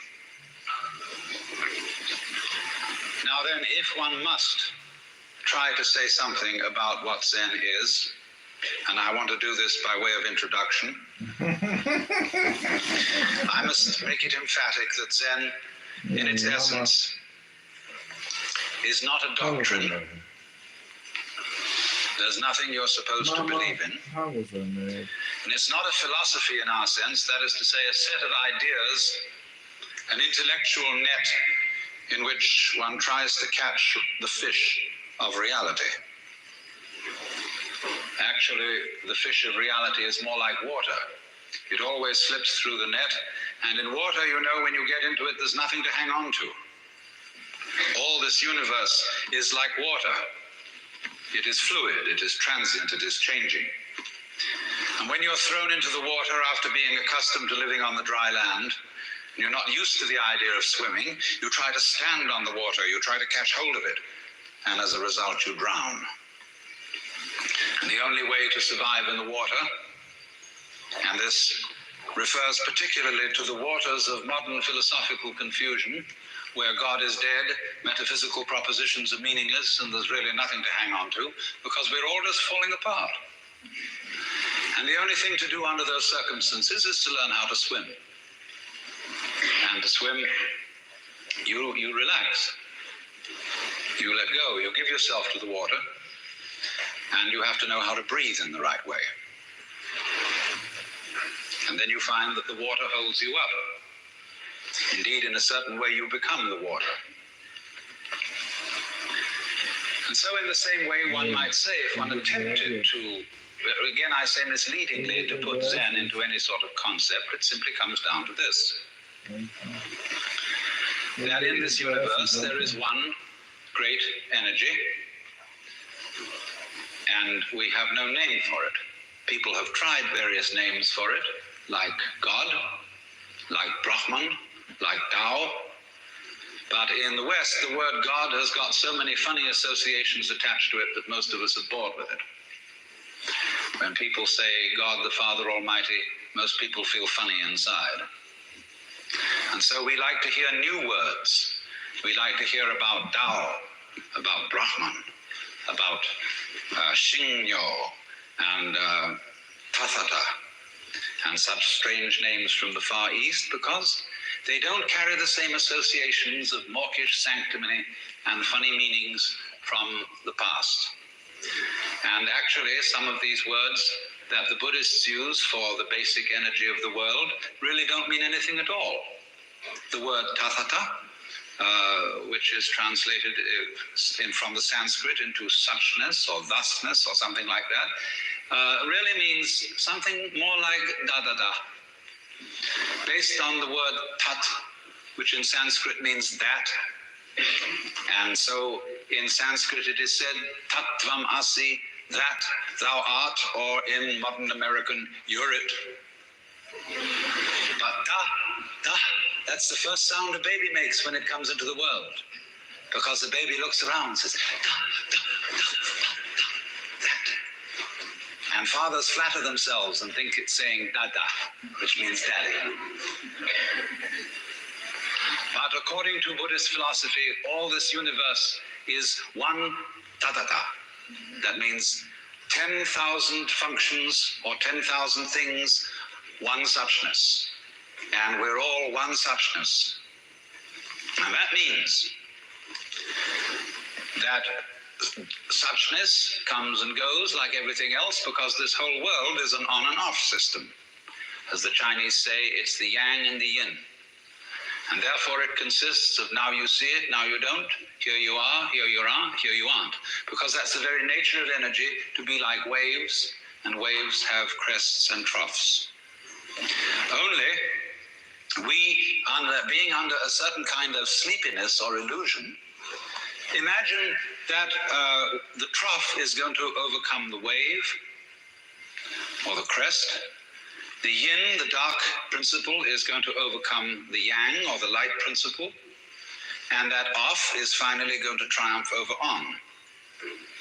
And we, shall I say, bug ourselves by indulging in that illusion.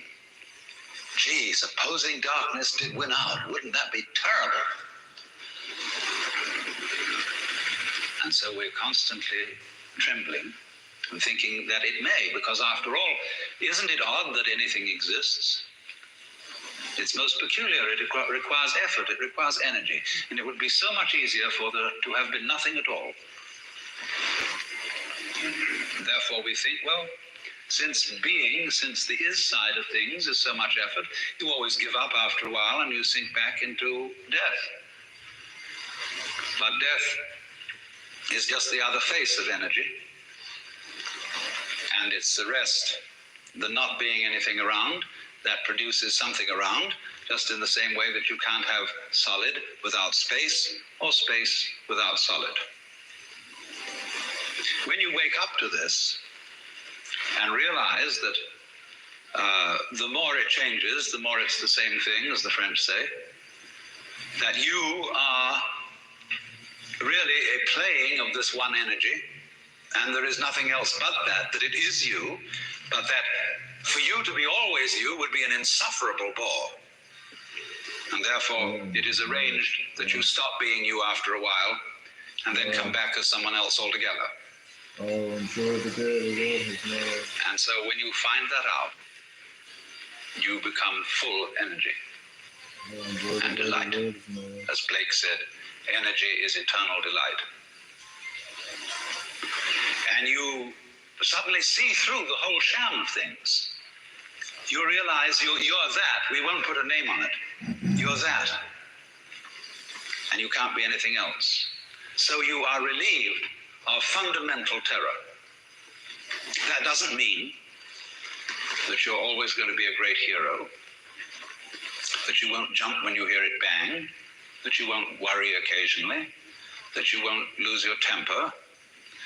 It means, though, that fundamentally, deep down within you, you will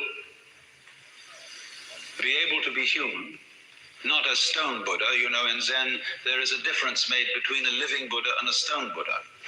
If you go up to a stone Buddha and you hit him hard on the head, nothing happens. Wow. You break your fist or your stick. But if you hit a living Buddha, he may say, ouch. And he may feel pain.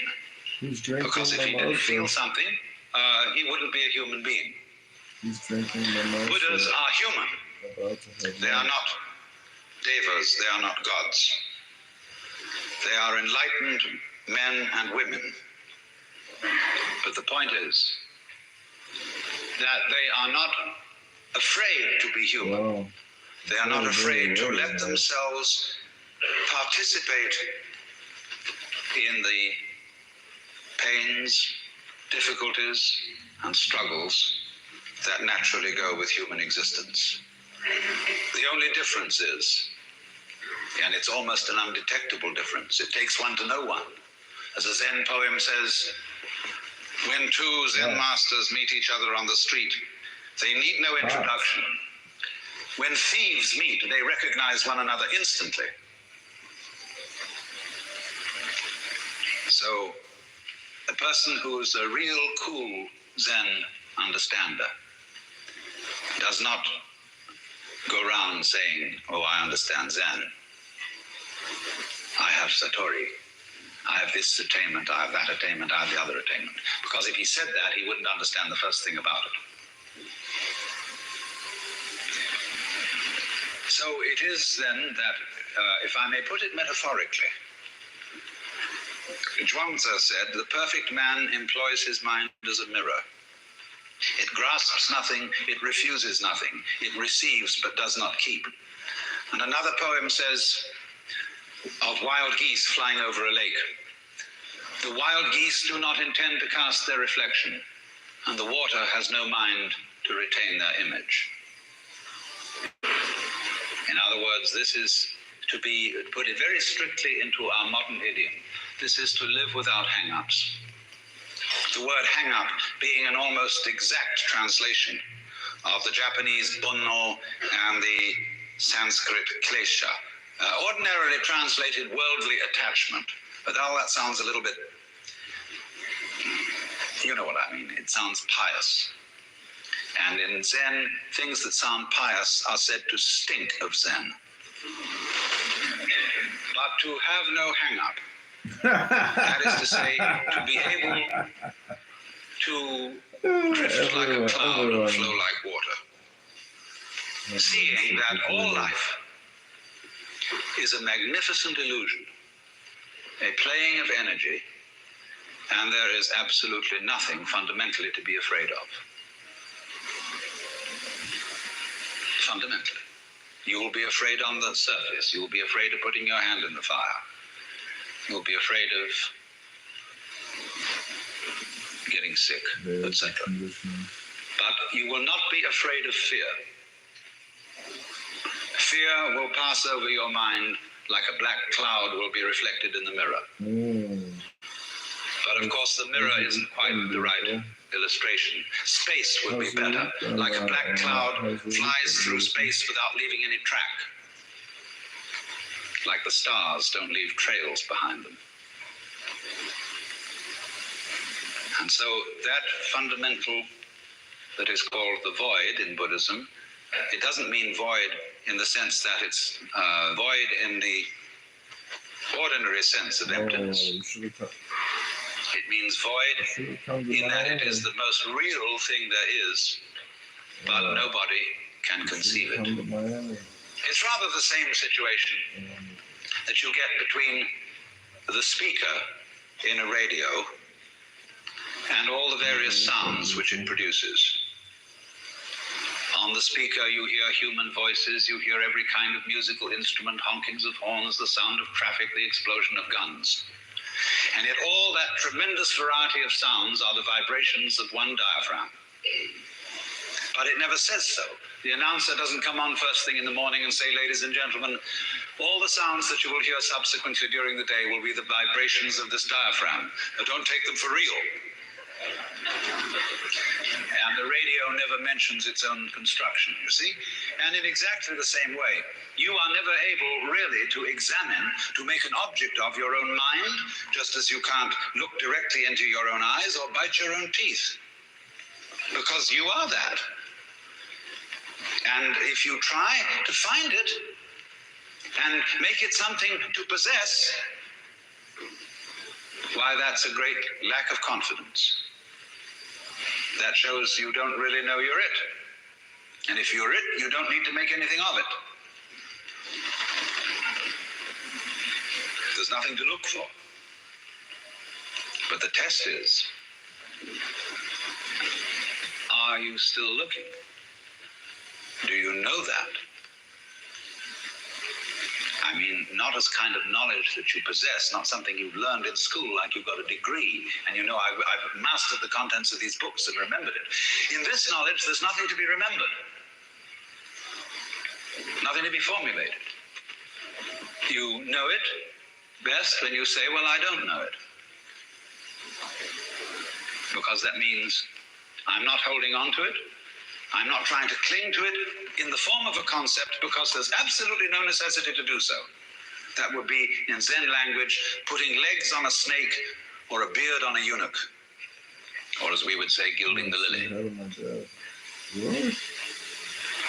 you say, well, that sounds pretty easy.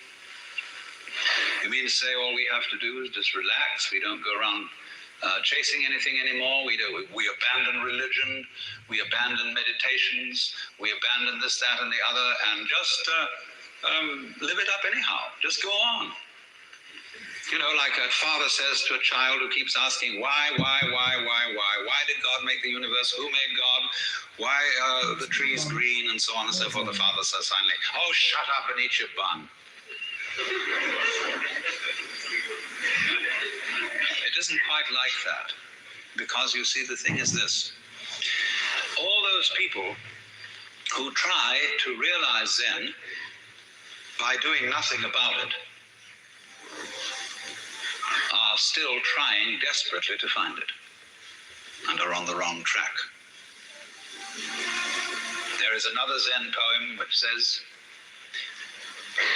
you cannot attain it by not thinking. By thinking, it says. You cannot attain it by thinking. You cannot grasp it by not thinking.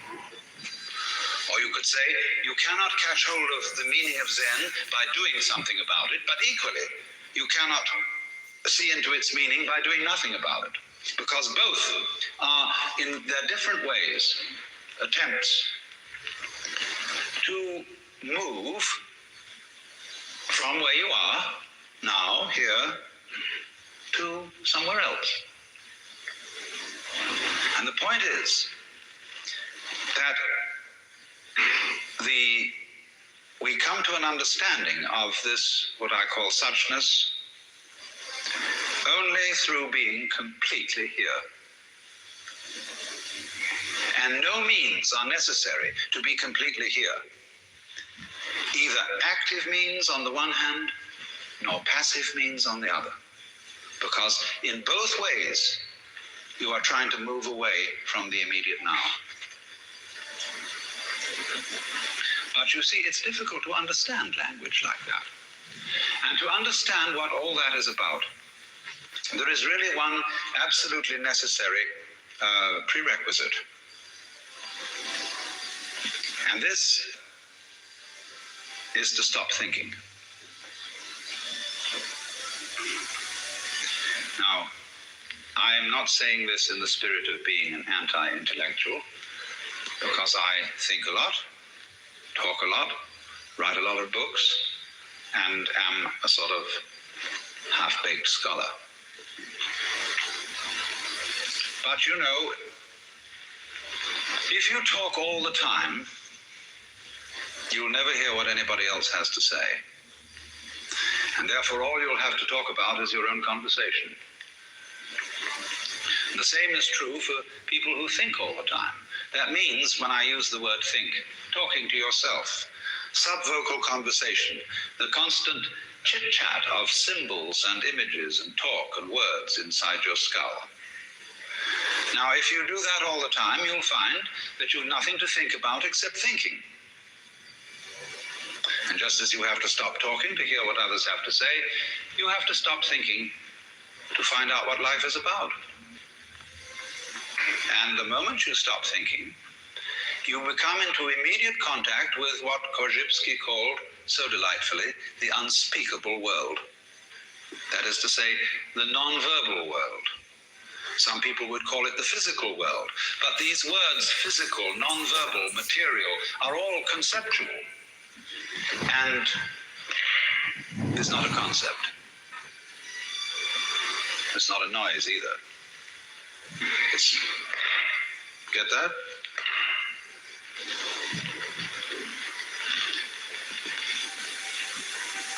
So when you are awake to that world, you suddenly find that all the so-called differences between self and other, life and death, pleasure and pain, are all conceptual, and they're not there. They don't exist at all in that world which is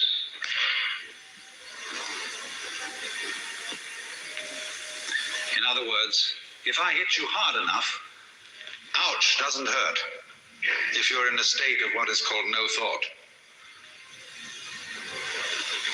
It just, there is certain experience, you see, but you don't call it hurt.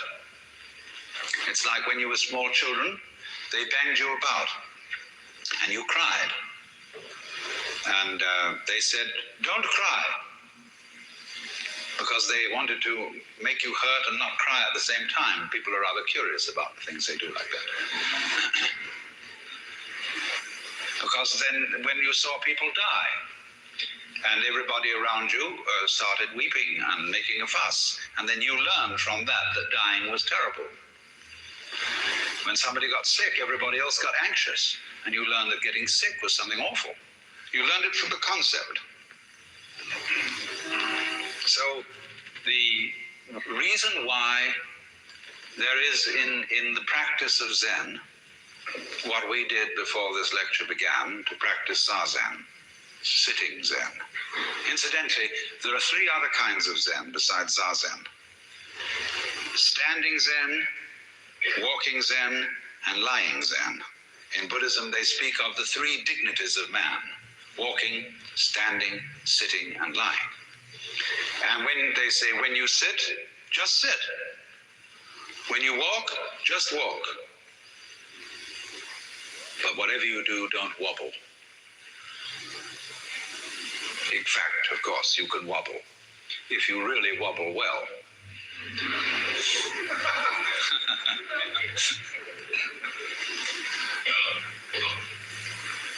When the old master Hyakujo was asked, what is Zen? He said, when hungry, eat. When tired, sleep. But they said, well, isn't that what everybody does? Aren't you just like ordinary people? Oh, he said, no, they don't do anything of the kind. When they're hungry, they don't just eat, they think of all sorts of things. When they're tired, they don't just sleep, but dream all sorts of dreams. I know the Jungians won't like that. But there comes a time when you just dream yourself out. And no more dreams. You sleep deeply and breathe from your heels. Now, therefore, Zazen, or sitting Zen, is a very, very good thing in the Western world. We have been running around far too much. It's all right. We've been active, and our action has achieved a lot of good things. But as Aristotle pointed out long ago, and this is one of the good things about Aristotle, he said the goal of action is contemplation. In In other words, busy, busy, busy, busy, busy. But what's it all about? Especially when people are busy because they think they're going somewhere and they're going to get something and attain something. There's quite a good deal of point to action if you know you're not going anywhere. If you act like you dance, or like you sing or play music, then you're not going anywhere. You're just doing pure action. But if you act with the thought in mind that as a result of action, you are eventually going to arrive at some place where everything will be all right, then you are on a squirrel cage, hopelessly condemned to what the Buddhists call samsara, the round or rat race of birth and death. Because you think you're going to get somewhere. You're already there. And it's only a person who has discovered that he's already there who is capable of action. Because he doesn't act frantically with the thought that he's going to get somewhere. He acts like he can go into walking meditation at that point, you see, where we walk not because we are in a great hurry to get to a destination, but because the walking itself is great. The walking itself is the meditation. And when you watch Zen monks walk, it's very fascinating. They have a different kind of walk from everybody else in Japan. Most Japanese shuffle along, or if they wear Western clothes, they race and hurry like we do. Zen monks have a peculiar swing when they walk. And you have the feeling they walk rather the same way as a cat. There's something about it which isn't hesitant. They're going along all right. They're not sort of vaguing around, but they're walking just to walk. And that's walking meditation. But the point is that one cannot act creatively except on the basis of stillness, of having a mind that is from time to time capable of stopping thinking. And so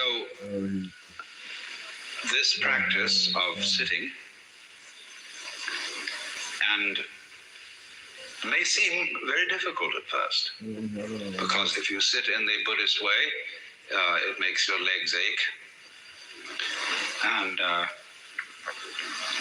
most Westerners start to fidget. They find it very boring to sit for a long time. But the reason they find it boring is that they're still thinking. If you weren't thinking, you wouldn't notice the passage of time. And as a matter of fact, far from being boring, the world, when looked at without chatter, becomes amazingly interesting.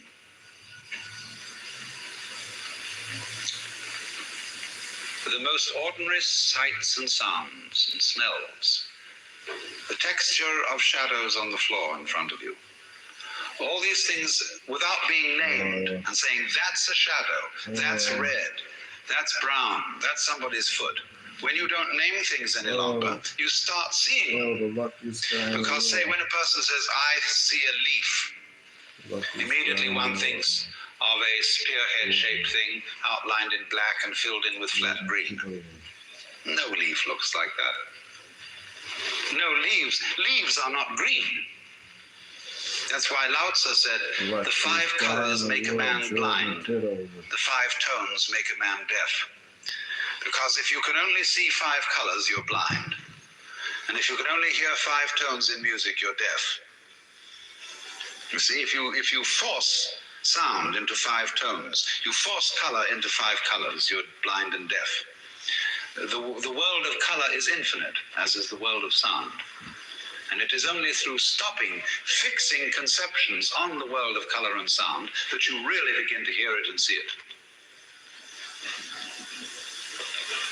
So this, shall I be so bold as to use the word discipline of meditation or zazen, lies behind the extraordinary capacity of Zen people to develop such great arts as the gardens, the tea ceremony, the calligraphy, and the grand painting of the Song dynasty and of the Japanese Sumi tradition.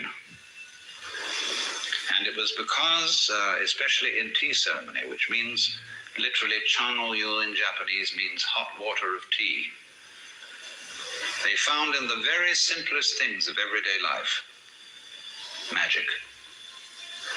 In the words of the poet Hokoji, marvelous power and supernatural activity. Drawing water, carrying wood. And you know how it is sometimes when you say a word and make the word meaningless. You take the word yes. Yes. Yes. Yes. Yes. Yes. Yes. Yes. Yes. Yes. Yes. It becomes funny. That's why they use mu, in Zen training, which means no. Mu. And when you get this going for a long time, the word ceases to mean anything. And it becomes magical. That sound. Now, what you have to realize in the further continuance of Zazen, that as you, let me say first in a preliminary way, the easiest way to stop thinking is first of all to think about something that doesn't have any meaning. That's my point in talking about mu or yes, or counting your breath, or listening to a sound that has no meaning. Because that stops you thinking, because you become fascinated in the sound. Then as you get on and you just, the sound only, comes a point when the sound is taken away and you're wide open. Now at that point, there will be a kind of preliminary so-called satori, and you will think, wowee, that's it. You'll be so happy, you'll be walking on air. When Suzuki Daisetsu was asked, what is it like to have satori? He said, well, it's like ordinary everyday experience, except about 2 inches off the ground. But there's another saying that student who has attained satori goes to hell as straight as an arrow. No satori around here. Because anybody who has a spiritual experience, whether you get it through Zazen or through LSD or anything, that gives you that experience, if you hold on to it, say, now I've got it, it's gone out of the window. Because the minute you grab a living thing, it's like catching a handful of water. The harder you touch, the faster it squirts through your fingers. There's nothing to get hold of, because you don't need to get hold of anything. You had it from the beginning. Of course, you can see that by various methods of meditation. But the trouble is the people who come out of that and brag about it. Say, I've seen it. Equally intolerable are the people who study Zen and come out and brag to their friends about how much their legs hurt and how long they sat and what an awful thing it was. They're sickening. Because the discipline side of this thing is not meant to be something awful. It's not done in a masochistic spirit or a sadistic spirit. Suffering builds character. Therefore, suffering is good for you. When I went to school in England, the basic premise of education was that suffering builds character. And therefore, all senior boys were at liberty to bang about the junior ones with a perfectly clear conscience, because they were doing them a favor. It was good for them. It was building their character. And as a result of this kind of attitude, the word discipline has begun to stink. It's been stinking for a long time. But we need a kind of entirely new attitude towards this. Because without that quiet and that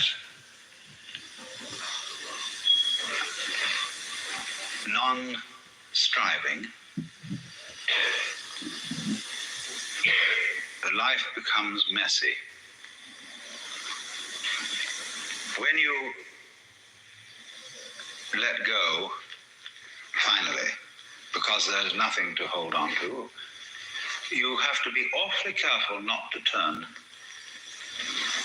into loose yogurt.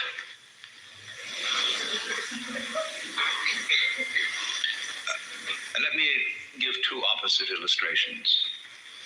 When you ask most people to lie flat on the floor and relax, you find that they are full of tensions because they don't really believe that the floor will hold them up. And therefore they're holding themselves together. They're uptight. They're afraid that if they don't do this, even though the floor is supporting them, they'll suddenly turn into a gelatinous mass and trickle away in all directions. Then there are other people, when you tell them to relax, they go like a limp rag. But you see, the human organism is a subtle combination of hardness and softness, of flesh and bones. And the side of Zen, which has to do with neither doing nor not doing, but knowing that you're it anyway and you don't have to seek it, that's Zen flesh.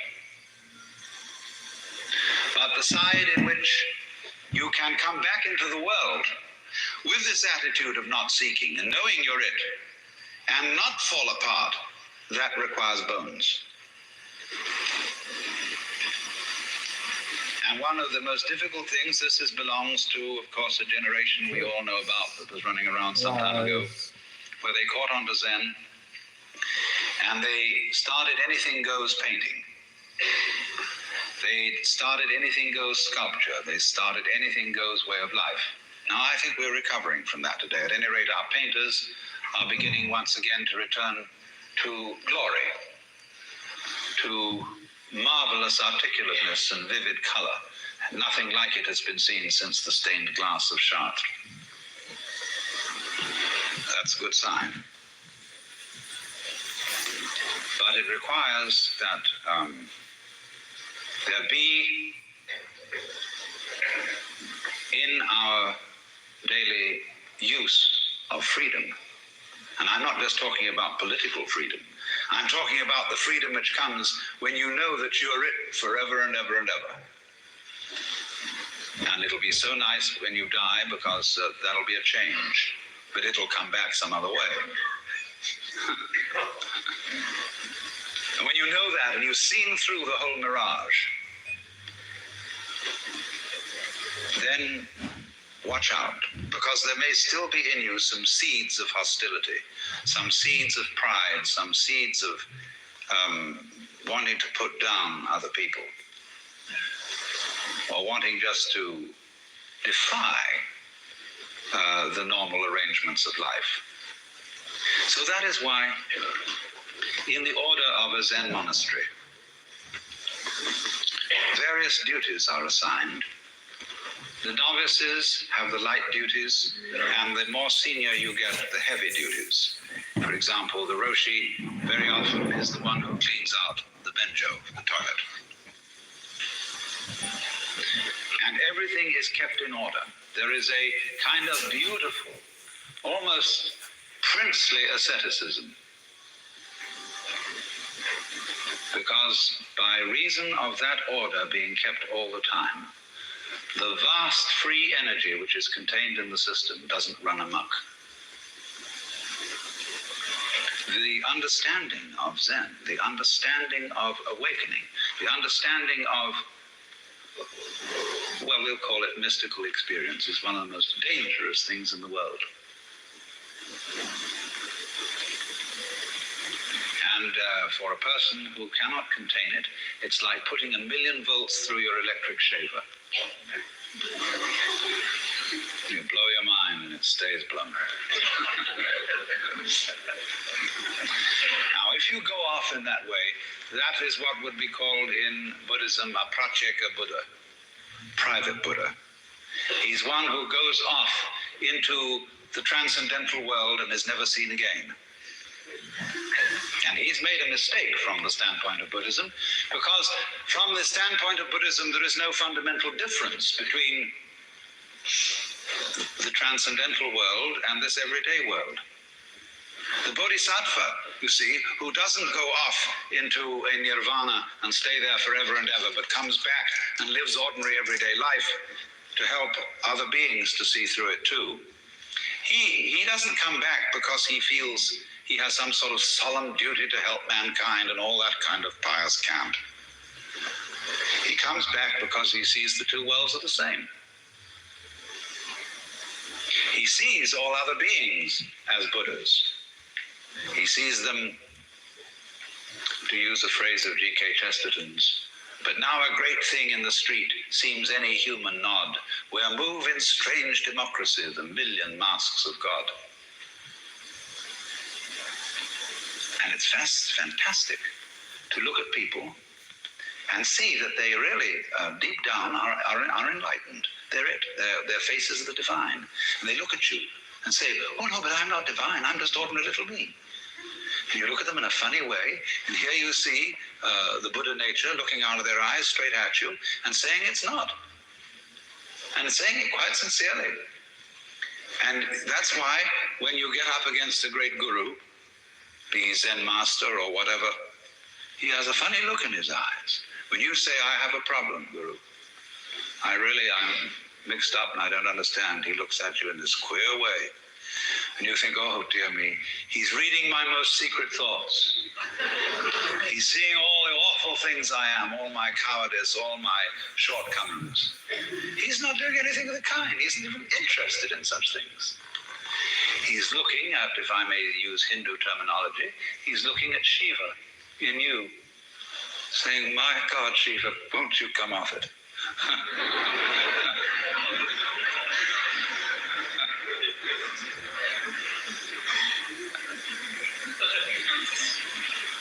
So then you see the Bodhisattva, who is, I'm assuming quite a knowledge of Buddhism in this assembly, but the Bodhisattva, as distinct from the Pratyeka Buddha, Bodhisattva doesn't go off into nirvana. He doesn't go off into permanent withdrawn ecstasy. He doesn't go into a kind of catatonic samadhi. That's all right. There are people who can do that. That's their vocation. That's their specialty, just as a long thing is the long body of Buddha and a short thing is the short body of Buddha. But if you really understand that Zen, that Buddhist idea of enlightenment, is not comprehended in the idea of the transcendental, neither is it comprehended in the idea of the ordinary. Not in terms of the infinite, not in terms of the finite. Not in terms of the eternal, not in terms of the temporal, because they're all concepts.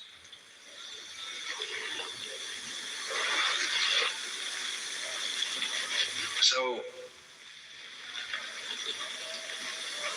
let me say again, I'm not talking about the ordering of ordinary everyday life in a reasonable and methodical way as being school teacherish and saying, nice, if you were nice people, that's what you would do. For heaven's sake, don't be nice people. But the thing is that unless you do have that basic framework of a certain kind of order and a certain kind of discipline, the force of liberation will blow the world to pieces. It's too strong a current for the wire. So then, it's terribly important to see beyond ecstasy. Ecstasy, is the soft and lovely flesh, huggable and kissable, and that's very good. But beyond ecstasy are bones, what we call hard facts of everyday life. Incidentally, we shouldn't forget to mention the soft facts. There are many of them. but in the hard fact. It is, say, what we mean, the world as seen in an ordinary, everyday state of consciousness. To find out that that is really no different from the world of supreme ecstasy. Well, it's rather like this. Let's suppose, as so often happens, you think of ecstasy as insight, as seeing light. There's a Zen poem which says, a sudden crash of thunder, the mind doors burst open, and there sits the ordinary old man. See, there's this sudden vision, satori, breaking, wowie, and the doors of the mind are blown apart, and there sits the ordinary old man. That's just little you know. Lightning flashes, sparks shower. In one blink of your eyes, you've missed seeing. Why? Because here is the light. The light, the light, the light. Every mystic in the world has seen the light. That brilliant, blazing energy, brighter than 1,000 suns, which is locked up in everything. Now imagine this. Imagine you're seeing it. Like you see aureoles round Buddhas. Like you see the beatific vision at the end of Dante's Paradiso. Vivid, vivid light, so bright that it's like the clear light of the void in the Tibetan Book of the Dead. It's beyond light.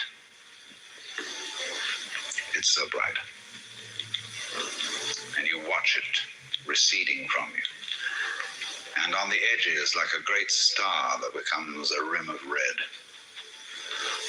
And beyond that, a rim of orange, yellow, green, blue, indigo, violet.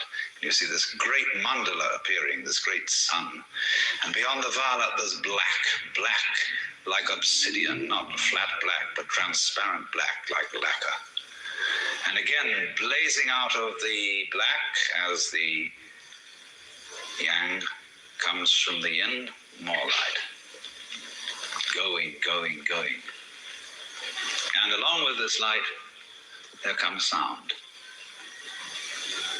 There's a sound so tremendous with the white light that you can't hear it.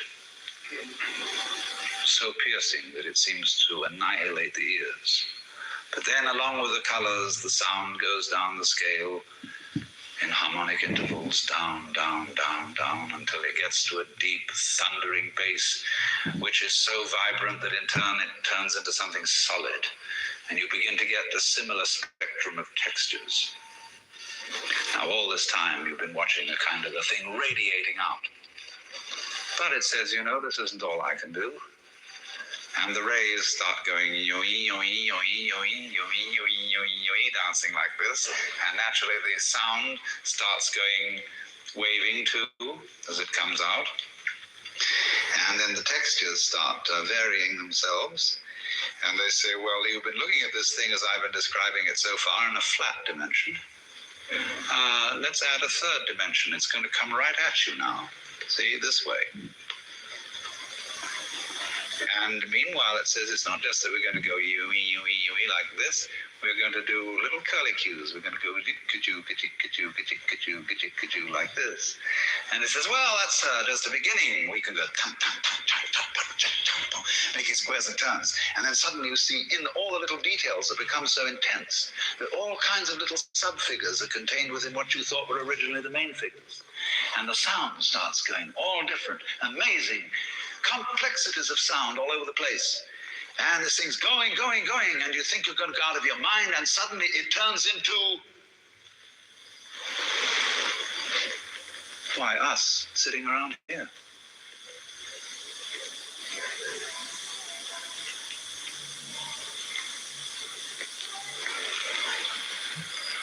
Thank you very much.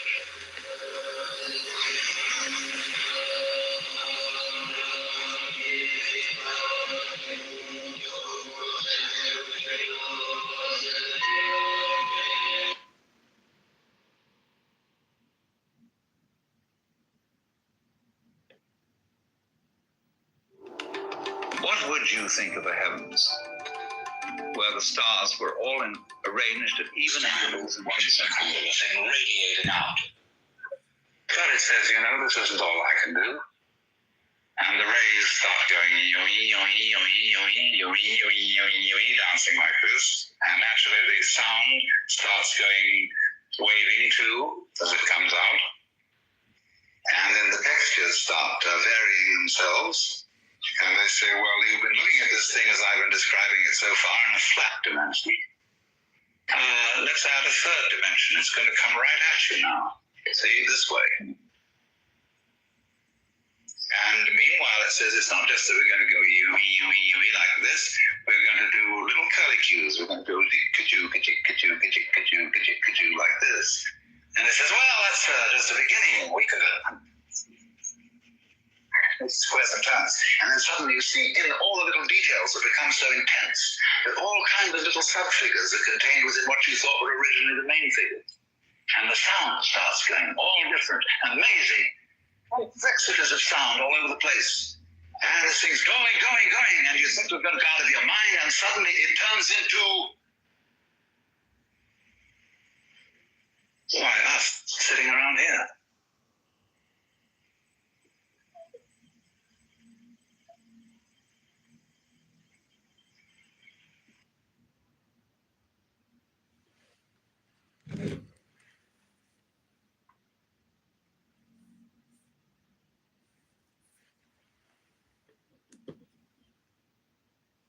Circles. Would you like that? Would you like to go out at night and see that? No. We like the stars scattered as they are, and we also like to see when the waves break on the shore. Radiating out. Patterns of foam. It says, this isn't all I can do. And the funny thing is, you can look at those patterns hour after hour and realize that they never make an aesthetic mistake. Never. They never do anything inelegant, just like a cat. It never makes a bad move. Do you make a bad move? Ever? Or are you like a cat? Or like patterns on the phone? It's quite a question.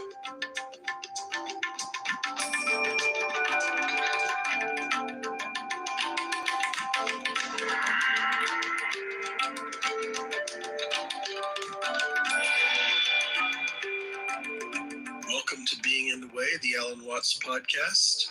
And today we're going to be listening to a session from Learning the Human Game. This is from a seminar recorded in 1965 at University of Michigan. And he talks about some very interesting metaphysical perspectives. Many of you will know the first session from this seminar well from The Coincidence of Opposites, which has been part of the Tao Philosophy series, and now we're remastering many of those talks. And so they'll be appearing on our podcast and also on our new streaming channel, which will begin this fall. Look for the Alan Watts channel and also 2 new Alan Watts apps coming your way. But today we're going to hear a talk that has been in the archives for many years, part 2 of Learning the Human Game. These podcasts are produced by the Alan Watts organization in conjunction with the Ram Dass Be Here Now network. Again, this is from Learning the Human Game, 1965, University of Michigan. And here's Alan Watts in Learning the Human Game. This morning, I was talking to you about the problem of our fundamental assumptions about life and health. And this, of course, therefore involved a lecture on metaphysics. Because what I understand by metaphysics is simply whatever system of axioms we're operating on. And I tried to tell you what mine is. And you may say it's arbitrary, because I can't prove any of these assumptions. But I'm just suggesting that they are a fruitful basis for a life. That word fruitful is very important. In mathematics, for example, there are certain problems which are considered fruitful and certain problems which are considered unfruitful. You can't, for example, establish a mathematical system which excludes the rule of consistency. There's no future in that. No game, no play in it. And this, you see, becomes one of the most crucial questions about the theory of games and trying to decide what are good game rules as distinct from bad game rules. And let's say game rules that are fruitful are good. Games that give us a lot of play and a lot of adventure. And because what we want to do, apparently, is to go on living in an interesting way. And so the nature of productive or unproductive, fruitful or unfruitful game rules is extremely important. I think there's a parallel between ethics and language. Some of you have read my book, Psychotherapy East and West. I don't want to bore you with repeating things that you've already read, and I know some of you haven't, but let me just go over this a little bit again. Language is a very curious model for problems in ethics and behavior in general. Not so long ago, a new edition of Webster was published, in which the editors took an extremely liberal point of view. They regarded their duty. What up, Mindful? You want to say anything? We're listening to Alan Watts. Sure. I didn't know. So your rooms are, you just will play things like, I mean, I'm familiar with Alan Watts. Do you just play and listen, or do you have conversations, discussions, or? Yeah. I use Clubhouse for both. Okay. But right now you just want to kind of sit and listen, or do you want to have a conversation? We can have a convo. I could take a break. So are you familiar? I recently came across the work of this guy, Jacques Ellul. I have one of his books as my PTR. Have you by chance heard his name? No. So it's interesting. He was a French philosopher the 20th century, and as far as I understand it, trying to that's stuff like that can get very dense. His big critique was that our entire society is driven by a technical way of thinking, and that's kind of like underpins it more so than ideologies, say around capitalism versus communism. Really, what's core is that we've developed this way of thinking, and he called it technique, and that encompasses technology, but isn't just technology. It's this kind of way of seeing the world and the way we interact with each other.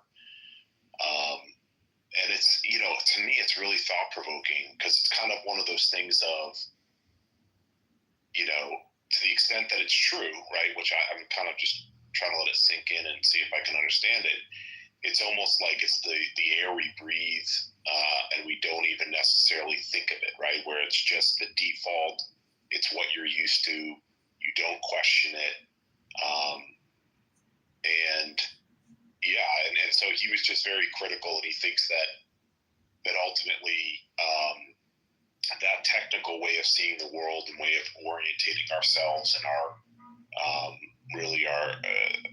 drive for maximal efficiency through technical and technological development is counter to human freedom, and it's really trying to kind of squash our actual our human nature to kind of be free individuals with a lot of kind of variety and complexity, and really trying to create this kind of homogeneous, efficient world where everyone is kind of on the same page and thinking the same way. He also wrote extensively on propaganda. Anyways, I don't want to just keep rambling, but I don't know if if you have any reaction to that, if you feel like that resonates with you at all, or just kind of any kind of tangents to take on that. I can give you some feedback, but I mean, why don't you just try to restate that whole paragraph in like 3 sentences? Yeah. Well, let's see.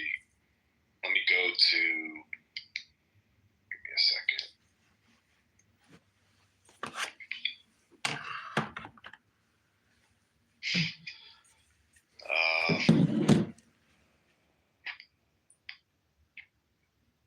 So the dominant theme of his work proved to be the threat to human freedom and religion created by modern technology. He did not seek to eliminate modern technology or technique, which he uses in a specific way, but sought to change our perception of modern technology to that of a tool rather than a regulator of status quo. His writings are frequently concerned with the emergence of a technological tyranny over humanity. And it's just something, again, that resonates with me, where I feel it's almost like I can't put into words that in my individual life and just kind of what I see now generally, and then, you know, looking at kind of human history as I understand it, there seems to be this further and further, humans are constrained by, and kind of our lives are dictated by our technology and not the other way around.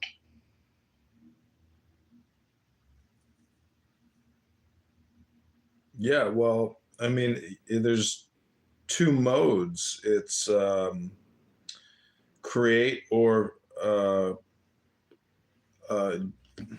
consume, sell or buy, black or white. You know, it's just like, how aware are you of the fact that your life is being determined by an algorithm, you know? So you just have to become the master of your domain.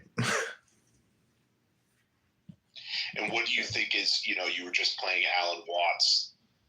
Is it, you know, how do we, as a human being, how do you say, interact with your tools and not become enslaved by them? Is it through like meditation? Is it through reflection? Like what is the kind of the methods we have? Do you get what I'm getting at? Yeah, the thing is, it's like if you wanted to create a book to help people, it's already been done, you know? So. And then what's that book? The Bible, or?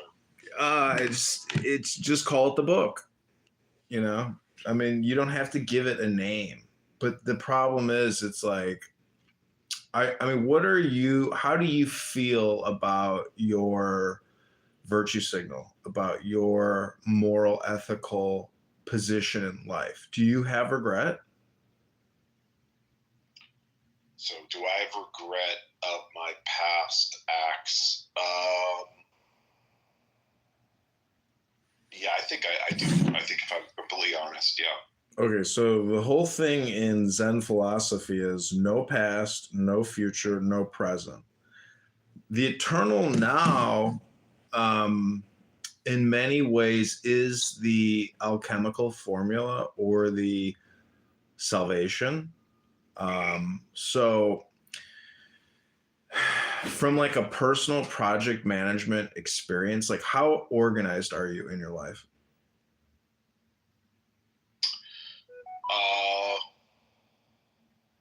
I mean, I'm a constantly, okay. My sense is that I'm fairly organized, at least in terms of my sense of other people. But that being said, I do feel like I'm disorganized, which is interesting because I'm not. That's what part of what resonated me with Alul is I don't there's a part of me that rejects this notion of striving towards maximum efficiency, which to me is similar to this kind of optimization of your life. And, that you're supposed to be perfectly organized and spend every moment exactly as you want. And that's something, there's parts of what I've read of him that resonates with me, that it rejects this notion. Okay, well, let me ask you another question. How closely, this may sound ridiculous, but again, it goes back to organization. How closely associated are you, do you think, to a squirrel? How closely associated am I to a squirrel? It goes back to organization, because a squirrel is constantly organizing. Yeah. Meaning, like, how far away are you from nature? I mean, because the whole Ted Kaczynski technology, living in a forest, in a fucking shack, sending mail, devices and killing people. Look at Luigi that took out United CEO. He is so far away from the truth. That's why he did what he did. His mom was frantically searching for him, trying to find her baby boy that went, far left. The mind. Yeah. Adrian, can I just jump in real quick? You know what's interesting, and maybe you already knew this, but maybe not. Do you know that Ellul was Kaczynski cited Ellul as one of his main inspirations in terms. Everybody reads the Kaczynski Manifesto eventually, because there's something that happens in philosophy where you get to 2 points. One is that technology is bad and evil, or 2, women suck. That, who I heard that from? What's his face? He's on censored TV. Gavin McInnes. Okay, yeah, I've heard of him. Yeah. Yeah, he's very funny, very smart, because he's been documenting liberal, progressive, cultural Marxism for many years, and that's the media paradigm we live in. It's definitely liberal, crazy liberal. And so again, I definitely not this. I arrive at this point of technology bad, and that's actually the whole thing. Is you take someone like Ellul, and he worked as a professor his whole life in France, and then he wrote extensively. He was part of the French resistance movement in World War II. Like, that was his actual life. And then he writes and comes up with these ideas, publishes these books, and Kaczynski takes it, and then he does what he did with his life. And so my point is that Ellul was not, say, anti-technology. He wasn't saying, hey, we need to, destroy all the machines and go back to living, like we did 300,000 years ago. To me, at least from my reading of it, it's saying, listen, we should question it more than we do. Like that the fact that there's kind of no questioning. It's just an implicit, acceptance of, okay, technology is improving the world. We're making progress because of all the technology we have. And to me, I think that's valid to say, well, wait a minute. Why is that true? Like, how are you defining? Okay, but what's the corollary? What is the antithesis or the contrarian position to that position? And then you'll probably find the truth. The contrarian position is like saying, how do you feel about the following statement? There's not a speck of dust out of place in the whole universe. How do you feel about that? Because that's the contrarian position to this, technology bad position. I'm pretty stupid, so you lost me there. The question is, how do you feel about the following statement? There's not a speck of dust out of place in the entire universe. Meaning that you're kind of in a simulation, and your rejection to the simulation is why you have conflict and friction. When you let go of your opinions, you no longer have the friction. So the Zen saying is stop thinking and end your problems. That's what Ted Kaczynski couldn't figure out. He couldn't get past his long hair, dirty fingernails, and homeless condition. Because for him, that was ecstasy. But that if that's what you think of ecstasy, it's like an aesthetic problem, meaning like how bad do you smell? How good do you smell? How disgusting are you? What's your life like? How happy are you? Do you have persistent joy? When was the last time you got angry? What do you get angry about? Everything? Do you have a sense, Adrian? I don't know if you've ever thought about this. If people adopted, say, Alan Watts, took on what he really took to heart what he had argued for, or Zen Buddhism, like what would the world look like, and how would it be meaningfully different from how things are today? That's like another one of those trick questions, because the world is influenced by Alan Watts. This room is testament to that. And I know countless people that love Alan Watts, and millions upon hundreds of millions have listened to him around the world. And he brings East to West together. So everybody in America was aware of Hinduism, Taoism, Buddhism because of Alan, and even another approach to Christianity. So he's persistently discussed. His books are widely read. And they're groundbreaking books in psychology, and they're very subversive because they're technically anti-capitalism, anti-war, and anti-pharma, and anti-bank, or anti-Federal Reserve. So he's a very special American because of his political philosophy as well as his spiritual philosophy. So you can't discount him. His words are very concise, very powerful, and if you listen to him, you'll see just how powerful his communication is.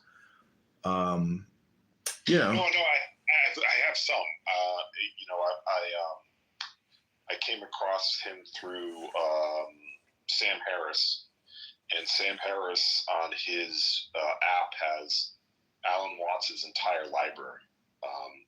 So I've been trying to, we're finite beings, we have limited time, so I've been trying to listen to some of it through that.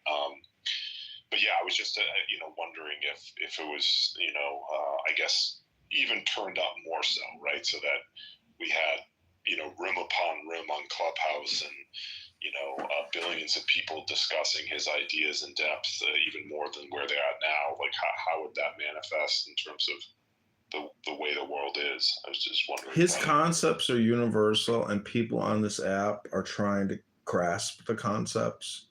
It's like you could give somebody a book, but the reading comprehension, if you've ever done like diagnostic tests on reading comprehension, like the LSAT or something like that, you'll see that some people can't retain what they read. And I think that's really the definition of IQ.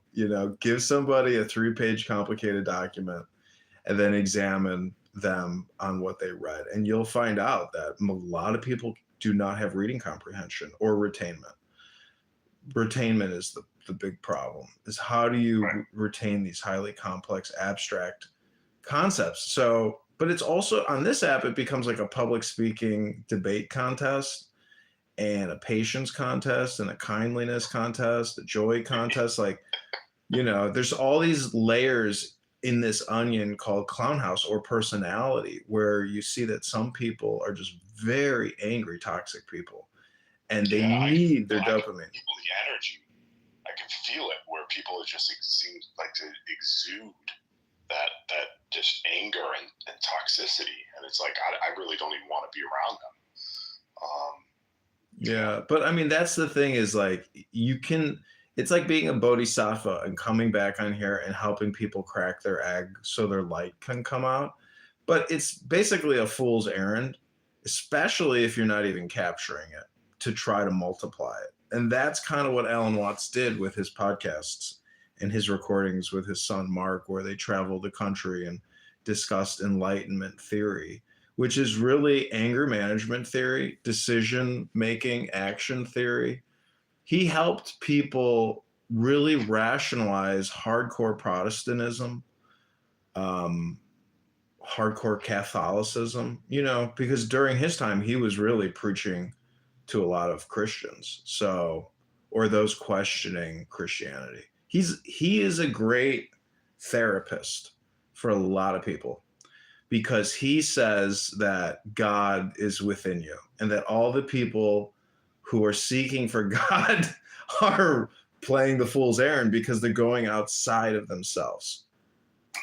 And the problem with that is you can get narcissism, inflation, egotism, self-centeredness out of that advice. But if you do go within, the truth is, like in Kabbalah, there's kindness, or Gevura, which is a Sephirot, or one of the 10 divine aspects.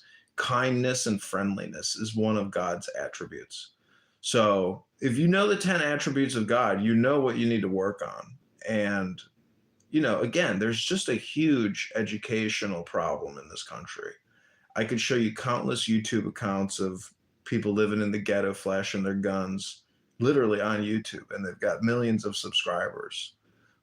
The culture is lost. A fire hose of that. It's you know, one thing that resonated with me, you mentioned with the retention. I wonder about the utility then in terms of rituals and how people, you know, it's kind of a way to try to retain is to gauge in the rituals, and you know, there's downsides, right, to the rituals, right? But for people that don't necessarily, you know, read something, you know, once or twice and then retain it, if they engage in these regular rituals, it's like a reminder, you know. Well, do you know? Think about life, you know, what things can I do on a, if not daily, a regular basis to bring myself back to those things that really resonate with me and think, you know, that are kind of helping me live the life I want to live. Well, do you know the pentagram ritual? No, I don't know. Okay, so look it up. It's called the pentagram ritual. It's basically a hypnosis meditation, but I feel like the aspects of it are interesting because I would say there's two different components. One is abstain. You know, it helps you abstain. So like you said, we use rituals to obtain, I think you said. No. I was responding. You were saying that people have retention problems. Oh, right. So we do rituals for retention, but you can do rituals for lots of things like abstaining, but also banishing. And listen, life is relationships, but some relationships you need to banish. And you can do a ritual to banish a relationship or a thought, or, you know, it's called the pentagram ritual. You can look it up. You can use a sword and you basically make the sign of a pentagram, and you just basically, you just say what you want. I abstain from this. I banish this persistent thought. I banish this person from my life. It's basically LARPing, but what you're trying to do is program your subconscious to help you abstain, obtain, retain, banish. So, you know, that's fascinating. Yeah, everything's so interconnected.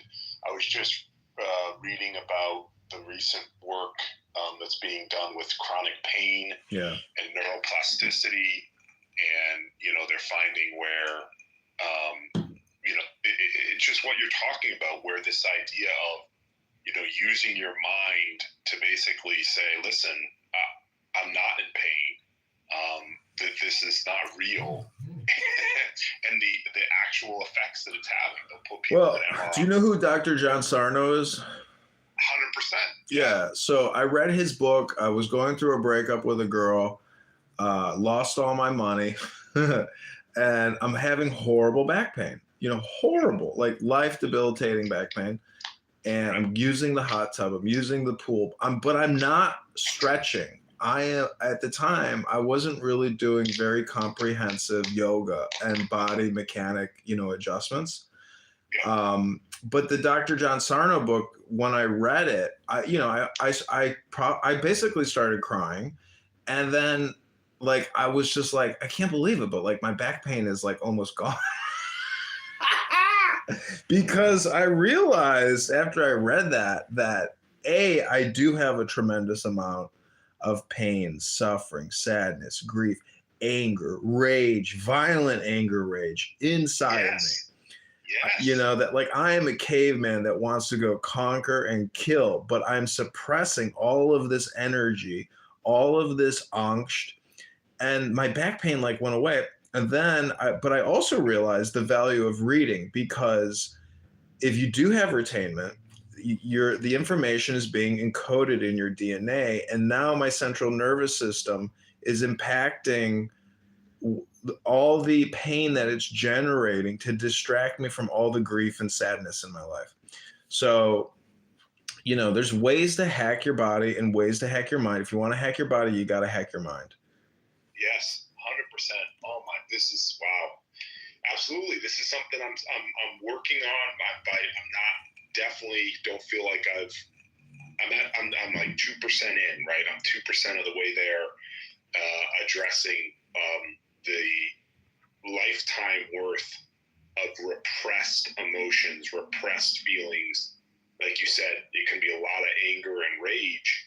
And it's like, I don't know if this resonates with you. I feel like especially in our current culture, it's thought of as like it's unacceptable that you're some type of like savage animal if you have that, right? And you're supposed to just not even experience it, and then you just repress it, and it manifests in pain and other physical symptoms. No, this is, yeah, wow, definitely.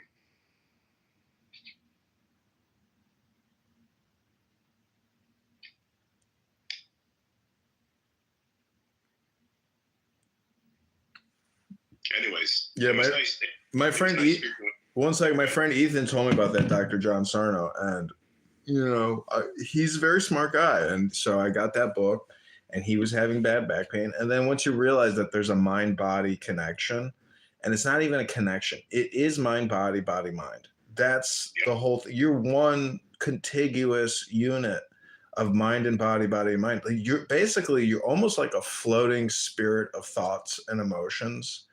And when that floating spirit of thoughts and emotions is being pierced and, you know, and is in a state of turmoil, the body responds traumatically, whatever that means. You know, it's so all connected. And, you know, you can talk to a lot of girls, and then when you get them in the sack, and you know, they espouse higher virtues, but when you get them in the sack or you get them in the yoga class, you realize how inflexible and how rigid they really are.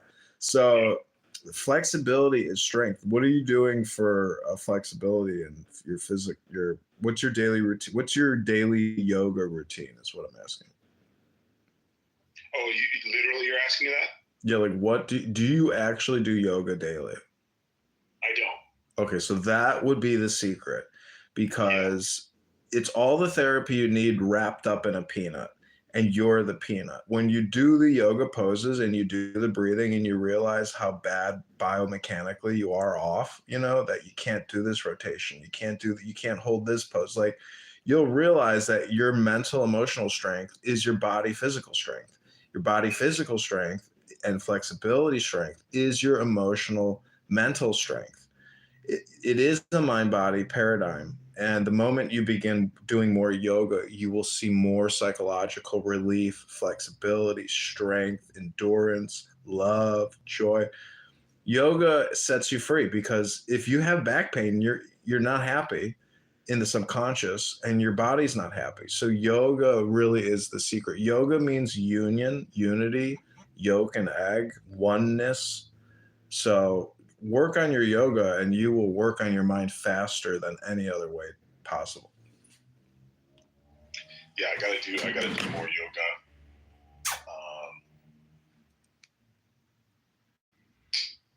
Yeah. No, this is good exchange. All right, I have nothing else, but I appreciate the exchange. If you want to throw Alan back on. Okay. Hope you enjoyed that exchange. Yeah, I love talking about mind, body yoga, because I went through many years of horrific back pain.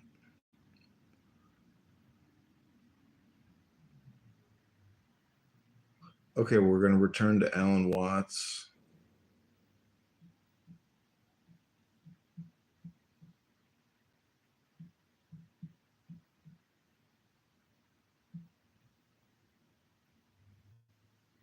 as lexicographers to record the way language is actually being used by most people now. And therefore they admitted into the dictionary all sorts of expressions, like, say, the word contact used as a verb, which is extremely bad grammar from an old-fashioned point of view. But they record all this kind of thing because people are doing it. And also to address a clergyman as Reverend Smith is very bad grammar. Shows you're not educated.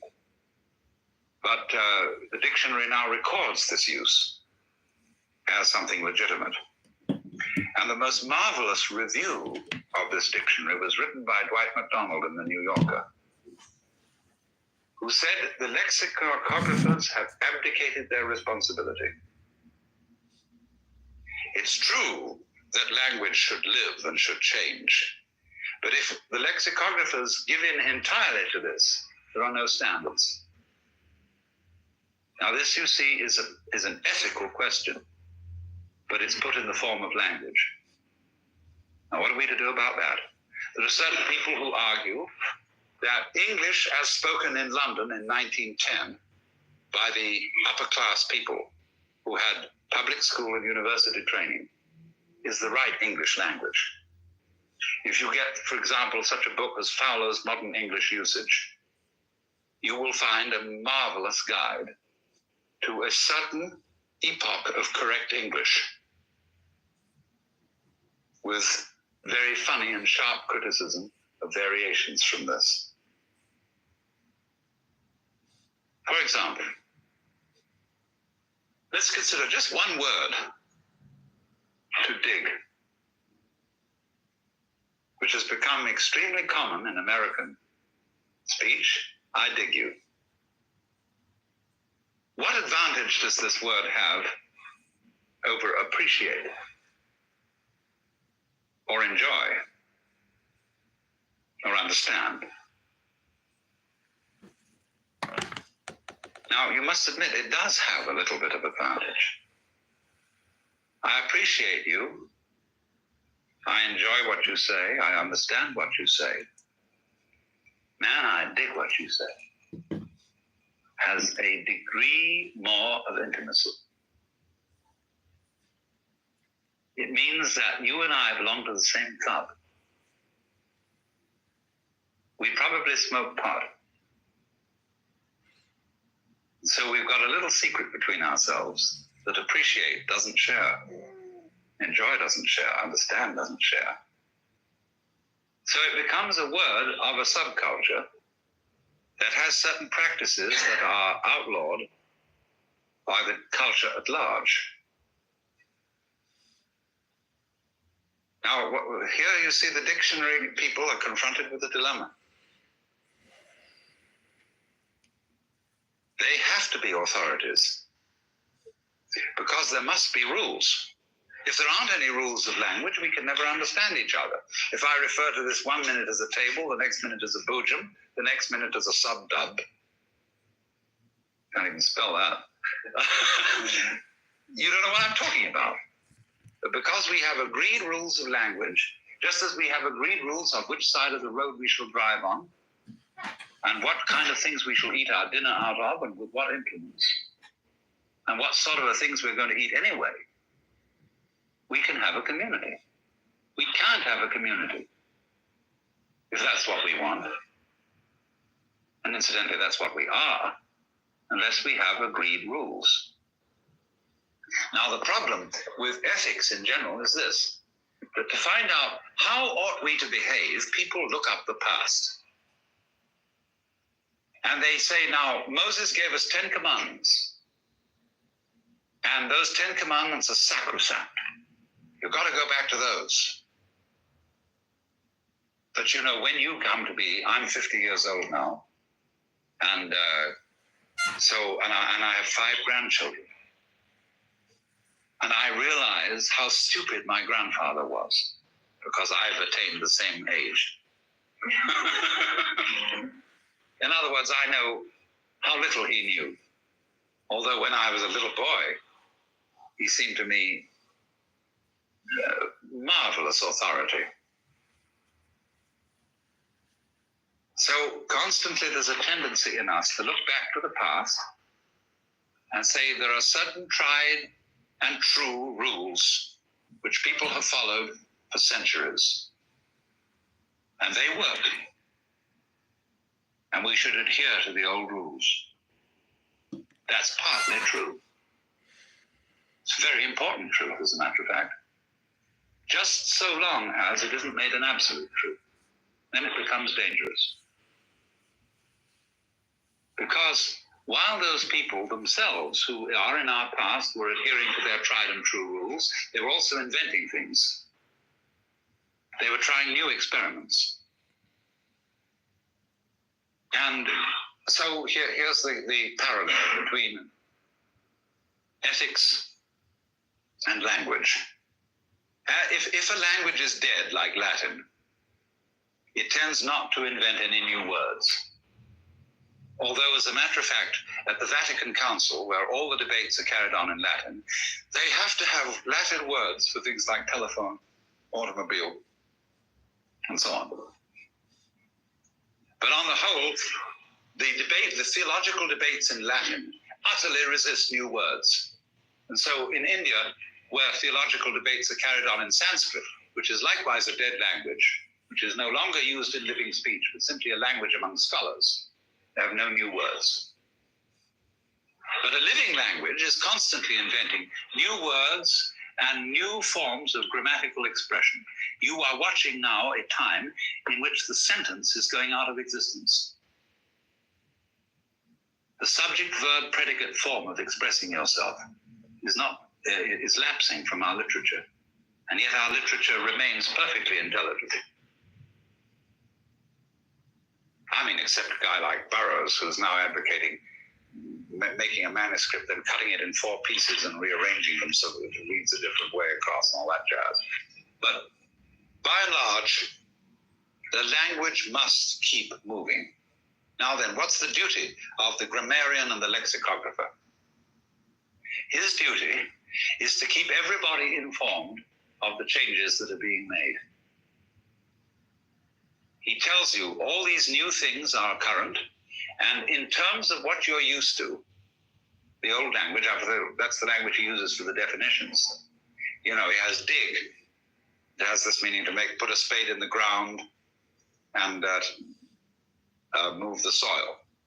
That's dig 1. Dig 2, a word used to mean appreciate, to understand, etc., in a certain milieu of our society. What he's doing, he's keeping everybody informed of the way the rules are changing.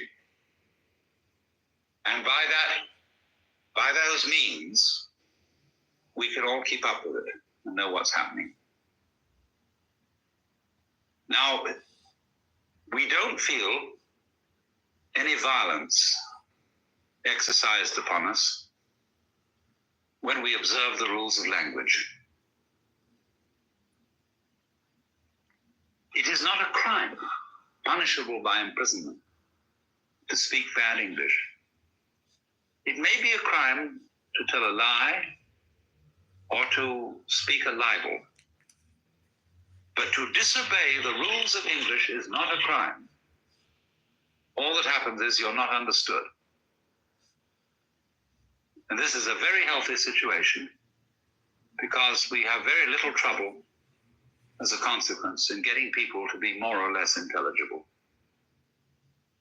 The English is a very difficult language to learn. It has no grammar, it's purely idiomatic. But nevertheless, an incredible number of people succeed in this very, very complex task. But we have an attitude to the rules that is completely intelligible and rational. If you can't speak the language, you can't have fun with your friends. If you want to get on with people, if you want to have friends, you've got to speak this language. That's all there is to it. Now, it seems to me that problems of ethics should be approached in exactly the same way as problems in language. That ethics is not something that should be referred entirely to the past. We should try ethical experimentation What would you like to do? What new kinds of behavior would you like to explore? Oh, for example. Do they injure anyone? Do they deprive anyone? Or would they be a new adventure? We should be creative in ethics.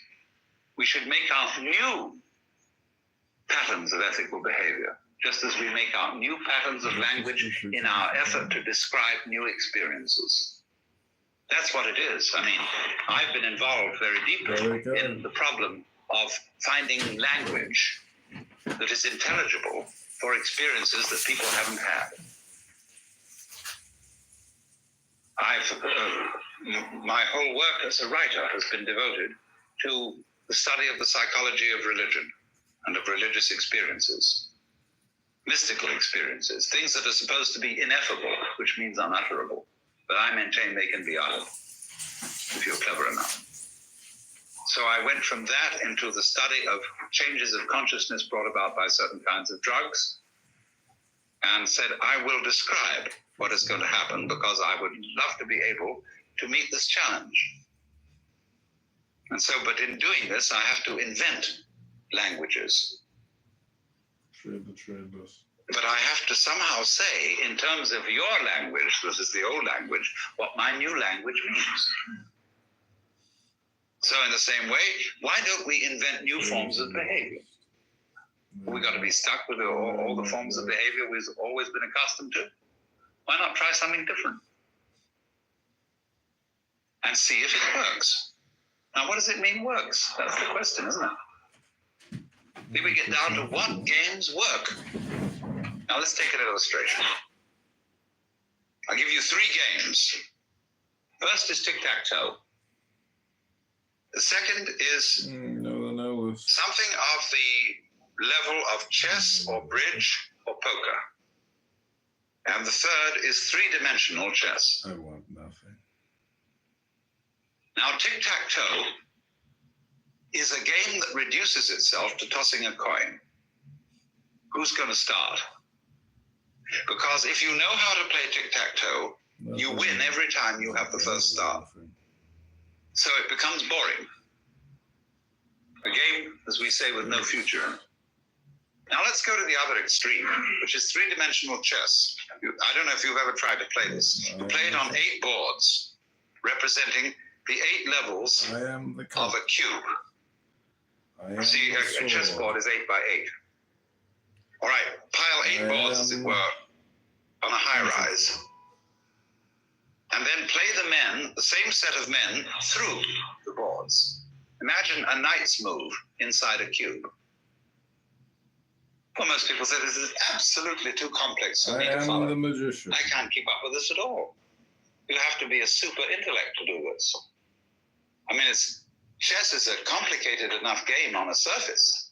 To put it in a cube, and only the masters can even begin to understand it. So, whereas tic-tac-toe fails because it's much too simple. I am the sword. Therefore boring. I am the panther. 3-dimensional chess I am the fails magician. because it's too complicated.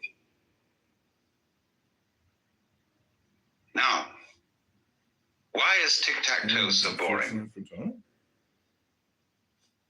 Because it reduces itself to tossing a coin, and according to probability laws, the more times you toss a coin, the more is the probability that heads and tails will turn up in a 50-50 ratio. So what? In other words, the way in which, although each time you toss it, you've got a 50-50 chance of which will turn up. See, might be one or the other. There's no way of predicting it. You can predict that in 500 times of tossing, you will approximate to 250 times heads and 250 times tails. And in 1,000, you'll be even closer to 500 times heads and 500 times tails. In 2,000, still closer. Now, as a game becomes predictable, it becomes boring. That's why people don't want to know their future. If you could go to a fortune teller or astrologer who would tell you just exactly what was going to happen to you, we all have a certain reluctance, I think, because if we know what the outcome of something will be, it's not worth doing it. This is one of the very marvelous things that is a result of some research going on today. The Rand Corporation is extremely interested in a method for predicting the outcome of a war starting at any given moment. They're trying to find systems for assessing the military potential and saying, now, if a war starts now, the Russians will win, the Americans will win, or whatever, so that if you know what's going to happen, you don't have to do it. So in the same way, if you know the result of a certain course of action, you will lose the inclination to take it. But loved insurance, or loved once, because he was paperless. The fascination of life, the fascination of games, is the unknown result, not the known result. So then, between the unintelligible complexity of three-dimensional chess and the all-too-intelligible non-complexity of tic-tac-toe, there lie games like bridge, checkers, chess, poker, wherein we get a certain kind of blend of chance and skill. Games of pure skill tend to work themselves into a blind alley. We get people who are monsters of skill, the great chess masters, the great golfers, great shooting people, who, bounce a ping pong ball on the ground and suddenly shoot it through with an arrow. I can't compete with that. I think it's fascinating, I think it's marvelous, but I can't play with that. So what we're all looking for is an element of randomness and an element of order. Some skill in relation to some randomness. So we get optimal games in the middle. And we feel that these are games which have a future. You can get interested in them. And you can go on and on and on and on playing them. Because, on the one hand, you will never master them. And on the other hand, they will never seem to you absolutely beyond your ability, as three-dimensional chess might. So you've got here a possibility of challenging the disorder of pure chance, and yet you will never arrive at the point of conquering it. And for some reason, the human being finds this to be a beautiful situation. Let me switch immediately the whole analogy to another field altogether. The field of gardens. In the 18th century, there was a fashion for formal gardens. I'll tell you one secret about Charlie. Where all the tulips formed floors. I did get caught one time. Where trees were clipped in the art of topiary to resemble peacocks and sundials. And elephants and all kinds of things. And where all gardens were arranged on a symmetrical plan. At that time in history, there was even somebody who complained that the Lord God had not properly arranged the stars in the sky. That if he had made symmetrical patterns, the heavens would be far more beautiful than they are, because they're scattered. But don't we recognize today, from our aesthetic point of view, that the scatter of stars is lovely? What would you think of the heavens, where the stars were all arranged at even intervals in concentric circles? So what did I miss? Would you like that? Would you like to go out at night and see that? No. We like the stars scattered as they are. And we also like to see, when the waves break on the shore, the patterns of foam. And you know, the funny thing is, you can look at those patterns hour after hour, and realize that they never make an aesthetic mistake. Never. They never do anything inelegant. Just like a cat. It never makes a bad move. Do you make a bad move? Ever? Or are you like a cat? Or like Adams on the phone? It's quite a question. But there seems to be somewhere an optimal situation. Everything arranged symmetrically and in an ordered way. We understand and we feel safe there, but we don't like it. It's confining. Everything purely chaotic, we can't make out at all.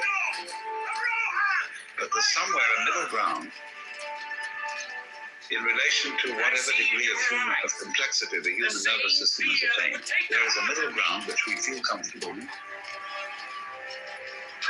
because it's orderly, and yet at the same time it contains an element of excitement and unpredictability.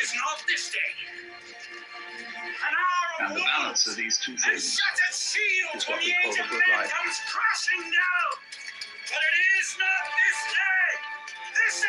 So this is a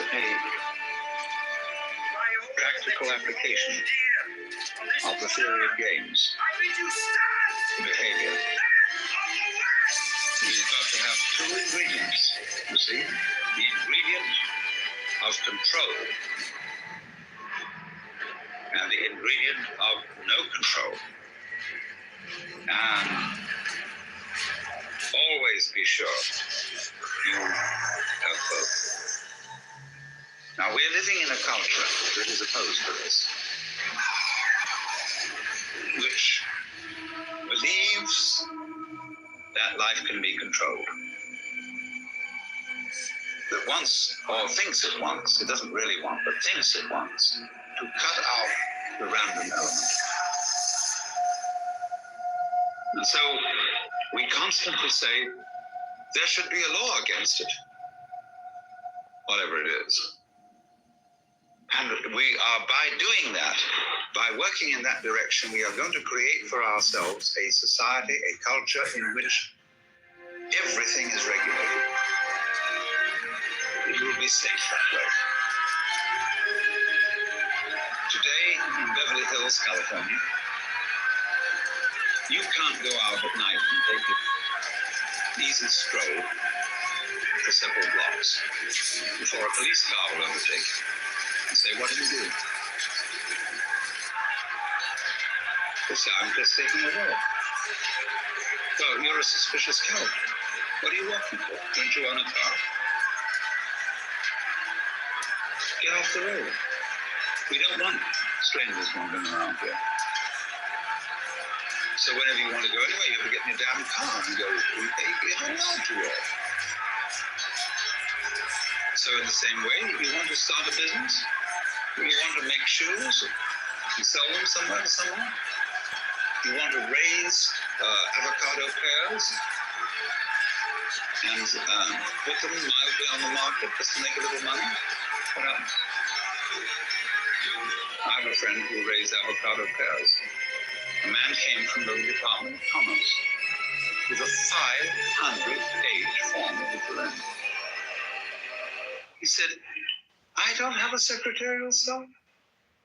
I don't have, like the Carnegie Institute has, a vice president in charge of relations with the government. You want to know what they say about you? He said, I won't fill your form. Take me days, I haven't that kind of time. They came back and said, you must fill this form. He said, I can't fill it. So he made the representative of the Department of Commerce sit down and fill in the form himself. He said, here are my records, you fill in the form. On a charge of The man stayed there several days and filled in this form. And jumping over Holthus's bench. I'm not making excuses for my actions. But now, I'm not a bad person. the fact that all these controls had to exist was the result of people complaining about all the people who broke the rules. And so they worked out a form that if you could fill that in, you see, you would be controlled. You wouldn't be breaking the rules. The stipulation he's mentally ill. But the society, which is foolproof, where the laws are really efficient, so that they're properly enforced, and there's the minimum opportunity for anyone to make a mistake, that society is the complete 1984 Big Brother setup. Nobody enjoys it. The game is no longer worth the candle. During Tuesday's sentencing, there's no risk. Crying. There's As no his adventure. attorney explained his client's To be completely safe is to be completely dead. On the other hand, you can see that the opposite of that is equally absurd. Where there isn't any regulation, where you have a kind of anarchy, the judge in this case and where everybody has to carry a sword, as it's becoming in New York today. You have to go around armed because of the proliferation of street crimes. for time served. Reddin That's, will be nobody eligible wants for that parole either. in the 2050s. He'd be So we're always looking in the problem of government, the problem of law, the problem of control, for an optimal balance In January, Judge Wolfis continued the between liberty and license, sentencing Reddin to several years in prison. Today's and judge between ordered control his sentence to and start after spontaneity. that time on that case. And was exactly fulfilled. the same problem The judge exists also for the today painter, ordering Reddin the to pay more than sculptor, the musician. $60,000 in restitution to the court employees who had to take time off from work. You see, after let's the take attack. one of the very greatest of Western musicians is J.S. Bach. To our ears, he appears symmetrical, orderly, stately. But every so often, Bach actually introduces a trick. He has a wonderful control of dissonances. He lets things happen and so combines his formality with little touches of informality. Just little touches, just a bit. So much salt in the stew, and keeps you constantly fascinated. So in painters, say, let's take Chinese calligraphy, which I was talking about earlier, is very, very strictly disciplined in formal art. But what they love is a real master calligrapher allows accidents to happen. His brush runs dry suddenly, and you get a sweep of a line like a horse's tail, where the ink ran dry. The war for Mordor begins. And there's a kind of interesting texture, an interesting dynamic pattern in that, which is much appreciated. Lovely, it livens the whole thing up. So they call this the art of the controlled accident. You see, the element in an artist which differentiates a very competent technician from an inspired master is that an inspired master is first of all a competent technician. And then he lets go of himself and allows things to happen beyond his control. But he introduces the elements beyond his control into the context that he has under control. So he can show you something that is a mess, but he'll put it in a context that makes it look marvelous. How a photographer can alter his framework in a certain way so as to take a filthy old ashtray or a pile of garbage and make it look gorgeous. He'll alter the light just thus and so, and he'll get the color absolutely Huge development marvelous and today after correct. a year-long investigation that we all took that on technique. after getting a You'll number of focus that tips about an technique on a heap of under-the-radar junk. Christian sect known as the 2x2 Church. Have any of you played with a And not only gadget did we called a expose decades of kaleidoscope? child sexual abuse, but several of the leaders who were A committing kaleidoscope crimes. is a it's like a kaleidoscope, as one of the church But a kaleidoscope now headed to prison has for the rest of his life. pieces of glass set into it so that as you turn it, look through it, the pattern alters. For each Kaleidoscope count 1, 12 has years instead of pieces of glass a count lens 6, 12 which years shows you Department of Corrections, anything in count the 10, 12 surrounding years area. Department of Corrections. And you look at it, Zwiefelhofer was a and it leader in turns the it secretive into and isolated an octagonal 2x2 church repeating until pattern. earlier this fall. He was In other words, there are possessing 8. child There's a sexual circle abuse made material. up of 8 triangles, That were determined each to of be which child reflects the sexual other. material, or sometimes known as Now, if you child look at a pornography. bookcase, which is an orderly thing, it's relatively uninteresting. Under the age of 15. If you look at was convicted of 10 any counts kind of and symmetrical sentenced to 120 years. what you get in the kaleidoscope will be rather boring. Possess. But look at a mess. In Arizona, if you're So a dirty ashtray, it's a minimum of 10 a years. messy desk, Zwiefelhofer that's where you get the most beautiful results. Not guilty again.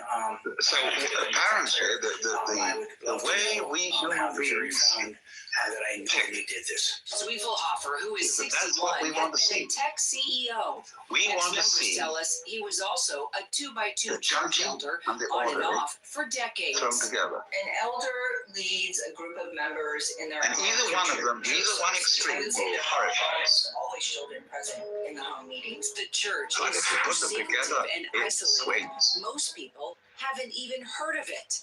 We've been investigating Because the that, you Christian see, is sect exactly for what more we than all a year are. now, specifically looking at the allegations of We are a widespread combination. child sexual abuse. Two by See, two we church look has a around the room. significant problem with All child of us sexual look regular. abuse. It is systemic, and the cover-up of the abuse We're has just used to been each other. ongoing in the 2x2 church. We think for that the way we decades. are is Cynthia a Lyles is a rational private way. investigator who's been digging But if you deep took into a the human church being and says she put him works in front of somebody regularly who'd never with the seen a human being FBI. before, and Raymond you took one of these Sweetwater things, is one you think, well, of what kind of a most mess likely is that? thousands. I have notified What a the wiggly FBI outfit over that is. 1,000 accounts of Doesn't make any child sex sense. abuse and sex assault. What makes the 2x2 church so unique But because there are enough is of us, operates. and it keeps Ministers repeating of the the pattern. church are known as Jump, workers jump, and jump, live jump, with 2 eyes members each in time. their homes, usually for days I at a begin to say, time. oh, well, We're that's getting order. reports of child sex abuse and But sex I don't assault want to see committed just that. I don't want to see the by same ISO face each time. leadership, I want these eyes to be brown, these eyes to be blue, these eyes to be serious, these eyes to be comical, these eyes to be critical, these eyes to be amorous, these eyes to be joking, pointing fun at me, or whatever. See, then I get a There's been a feeling deep history in the midst of and pattern regularity. abuse for decades. Somehow, the 2x2 church So I think this is our problem. sex offenders and pedophiles. In Hopefully, there will be more. trying to arrive at an idea There's no one what head is of the mental church, health? but we did reach out to the overseer, the man in charge of Arizona. Mental who health is a oversaw good game. Zwiefelhofer. He never called us And a back. good game is what keeps a certain balance. As for the former Between and current overseers with whom randomness we and did order. speak, all of them deny And a healthy society, about the therefore, is widespread one sexual which abuse keeps the proper balance taking place between within the 2x2 law community. and whimsy. Has always been such a scary idea to me because I But this simply did not know where it always started. I didn't know escapes our capacity In to a rare enforce exclusive interview in June, we sat down with the FBI at the Omaha field office. You see It's that? now To have a society like that, we've always at a certain point got to trust the other fellow. widespread. When we first put out the initial message requesting people provide us information, we did receive quite a bit of information. The FBI insists that anyone who experienced abuse should contact them. Let's say you arrest one person, 2 people.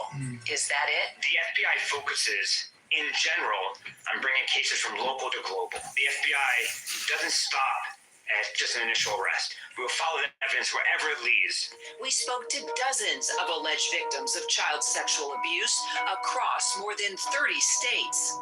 Many of the ex-members we spoke to say that some of the church leadership knew about the abuse allegations, but didn't report any of it to the authorities. Rather than calling in the cops, alleged abusers kept on working, but in different states.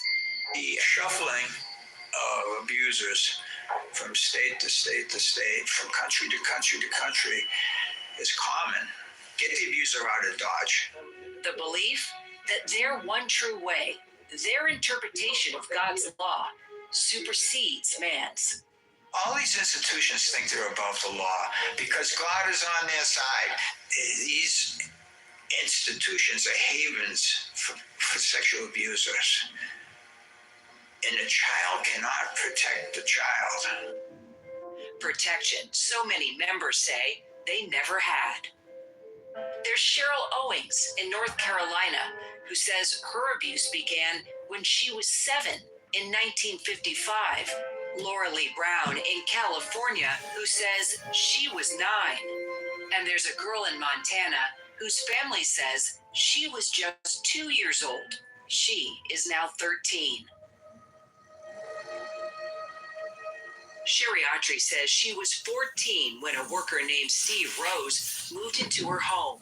So Steve Rose moves into your house. What happened? So the first night, hey Sherry, let's go down to the barn, tell scary stories, feed the dogs, and started kissing me. What happened next? It went from just kissing to him coming to my room at night. It was touching under the clothes. When we went to his room is when it was more explicit. And then what? He'd have me grab his penis. He'd be touching me everywhere, kissing me. You were 14, he was 28. I was a little girl. I hadn't started my period. There was nothing woman. Oy vey. It's all about American father. You taught me that with these rings. Mix up your holidays at Culver's with our limited time chocolate raspberry concrete mixers. You, sir, do not get an A grade. You cannot give yourself that grade. I just did. You can't. You can't grade your own paper, sir. I've been to medical school. I've been to get my MBA. You can't. I'm sorry. You are graded by the United States people, and they don't use your service anymore. You bankrupt. That is not true. You bankrupt this through your reputation only. Through your reputation, you are responsible for the fall of the Postal Service and the lack of accountability. Congress is responsible for the fall of the Postal So it's Service. Congress. I am trying to fix on your watch, service. With all the AI. On my watch, the same stuff happened. With all the AI, with all the computer systems, you were worse than if I took a horse and picked up the mail and delivered it 2 miles down the road. My dad. That's you. I hope you got that on camera. This is the response that the postmaster just gave Congress when he doesn't like what he hears. Literally covered his ears and gave himself the grade of A. And with that, sir, I rest. Good.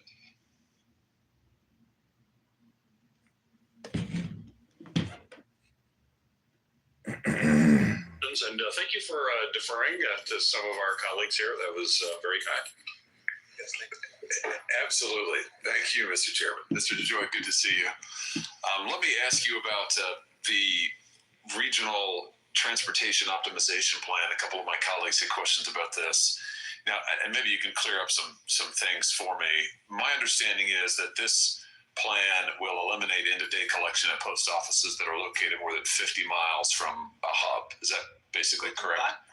Eliminate end-of-day collection from post offices that are located more than 50 miles from a hub. Is that basically right? Most likely in most places. Okay. Could you speak into your microphone, Mr. DeJoy, a little bit there? That way we can hear each other better. Great. So, okay. It's going to eliminate end-of-day collection at most post offices located more than 50 miles from one of the hubs. Now, in Missouri, we got 926 post offices.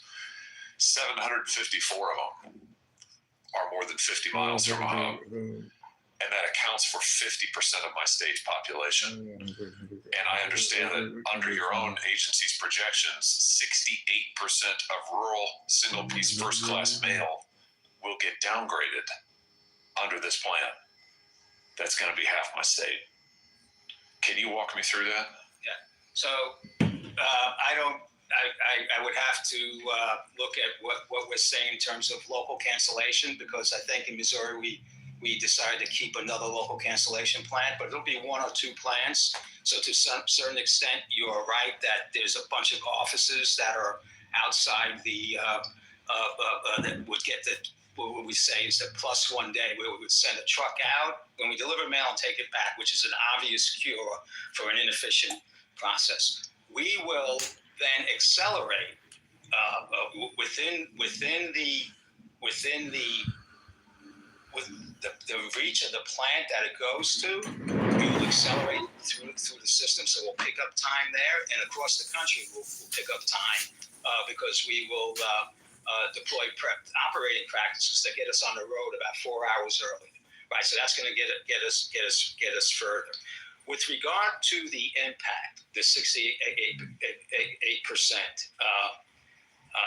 it's not that much. It's single piece mail outbound only.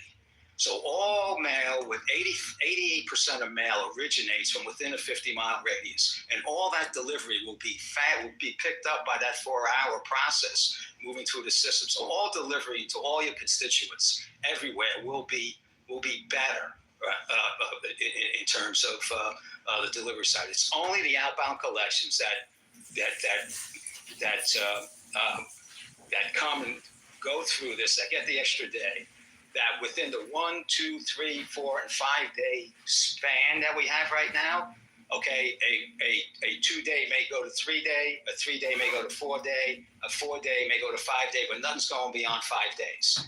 And that's going to save, we have tens of thousands of trucks running around with nothing in them. Right, and I have to. That is a big reason, to make the change. So I think, within on a single piece mail, somebody mail, and I'm not diminishing its importance, but somebody mailing a letter to, a card or something like that may get a day later within the 5 day constraint. Yeah, my concern is, thank you for confirming that. My concern is that that's going to affect half of my state.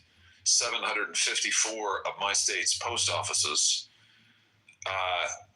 This is on top of downgrades that happened in late 2021. I mean, this is, as you can understand, I'm sure, this is why the Missouri Farm Bureau has written to you opposing this. All of my rural electric cooperatives are opposed to this. This is disproportionate impact on rural folks. I understand that some urban areas will also experience downgrades, but to them, your own estimates say it'll be a third of their volume. It's 2/3, more than 2/3 of the rural volume. I mean, why the disproportionate impact on rural folks? It actually has more of an impact on urban areas. The impact is like 60% urban, 40% rural. Urban areas have sprouted up. Postal system was built 30s and 40s, and we have different, the geography has greatly changed. So there are urban areas. I need to get cost out. And this is extremely, I don't believe that this is a punitive way. We focus on delivery. We're delivering to 167 million delivery points every day. We set the constraints around the 5 day service. It only affects single piece, so all their deliveries, everything that's going to them is going to be timely, and the local cancellation reach. I got to get back to you as to what that reach is going to be from the 1 or 2 plants, so that'll take that out of the delivery, out of the impact zone, but. At the end of the day, this is a change we need to make to get the cost out. We're chasing $3.7 billion, and this is all about rural America, Senator. If we, well, you're reducing the deliveries you're reducing the volume to rural America. I mean, you're slowing it down. They're getting the downgrade. 68% of their mail is going to get downgraded. Significantly more volume gets delivered to people in rural America in every place. Than they actually mail out. Significant. So it's disproportional inbound than outbound. But you don't dispute the fact that 68% of their single piece first class mail is going to get downgraded. You just told me that it would. It get downgraded. And listen, I think I understand you. You're trying to cut costs. I'm just telling you. I understand your position, Mr. DeJoy, but I need you to understand mine. I represent a state that's majority rural. 754 of my 950 and my 926 post offices are going to experience additional delays. This is on top of the fact that in the Kansas-Missouri district, you're hitting a 72% on-time delivery standard that's well beneath your own target. I mean, I'm just telling you that in my state, they're very frustrated. And when you have, the Farm Bureau represents 157,000 Missouri farm families, and they look at your plan and they say, what in the world? We're going to get the shaft here, just to be honest with you. I'm just telling you the facts. This is how, in my state, this is how it seems. So I think the alternatives are that we get some significant government funding, because we were going to run out of cash when I got here. We're going to run out of cash. I think we've worked very, very hard to find a way. You see, I try and do one single move of efficiency, and there is no enjoyable answer for anybody here. We think this is a way that continues to get good, reliable. So it is a change. It is a change that should have been made 20 years ago, right? So there's a big, heavy lift here because nothing's been done for 20 years. And, the impacts are not unfelt. I understand that. It's scary to many people. I understand that too. But I think, we have made a determination that which is what our role is, to try and define and evolve as to what the service is. And we are looking at improving inbound service significantly, keeping costs affordable, keeping the Postal Service alive. Yes, there will be an impact on some collection, single piece mail. You've asked the Postal Regulatory Commission, I think, for an advisory opinion on this. If they issue a negative opinion, will you stop moving forward with the implementation of this plan? So we will evaluate their everything that they say and take it, seriously, and make adjustments. They had their testimony yesterday. We had our testimony yesterday. They started with negative connotations on the plan, which makes me question their understanding of what the condition that we're in and the things we need to do. But we will take, like every input that we get, we take it, we will take it seriously and make adjustments. But I think there's an overwhelming propensity for us to move forward, and you should expect that. Well, I want you to know, and I want you to expect that I hate this plan, and I'm going to do everything I can to kill it. I'm going to try to protect every delivery to the state of Missouri, to my rural areas, and I just want you to know, we're on the same page. I want you to know I'm going to go to the mat on this, and I'm going to work with everybody I can across this dais to protect delivery to rural America. And if I have to go down with the ship, I'll go down with the ship. But I'm going to do everything I can to kill it. Yeah, you won't go down with the ship. If you're successful, the Postal Service will go down. No, if I'm successful, rural America will get its mail delivered on time, which is currently not. And urban areas will get their mail delivered on time, which is currently not. And who's paying for it? The taxpayers who've been paying for it all along. We just in 2021 gave you a bill that you wanted, Mr. DeJoy, that reduced your liabilities by tens of billions of dollars. And listen, I've been nice to you up until now. But frankly, I'm a little tired of this. We have waited and we have waited and we have waited for better delivery. I have written you letters like I can't count, talking about the delivery in the Kansas City area, which is appalling, talking about the delivery to rural area. We've got the Bering Post Office, which has been completely decimated for 2 solid years, that has now been rebuilt by a private party that your agency still has not cleared and opened. And yeah, I'm not happy about it. And I've been nice to you today and up until now, but you've exhausted my patience on this. And I just want you to know it, because I represent a state whose patience is exhausted. So there, I've leveled with you now. I think we understand each other.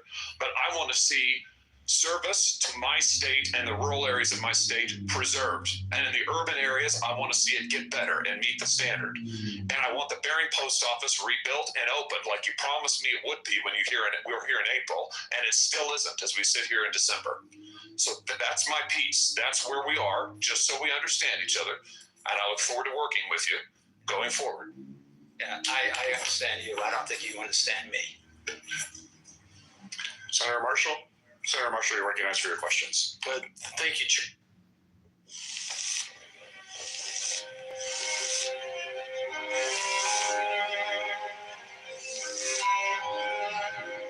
أول يعني كانت كل حاجة متوفرة يعني المية متوفرة يعني كل حاجة متوفرة أما الحين صعب.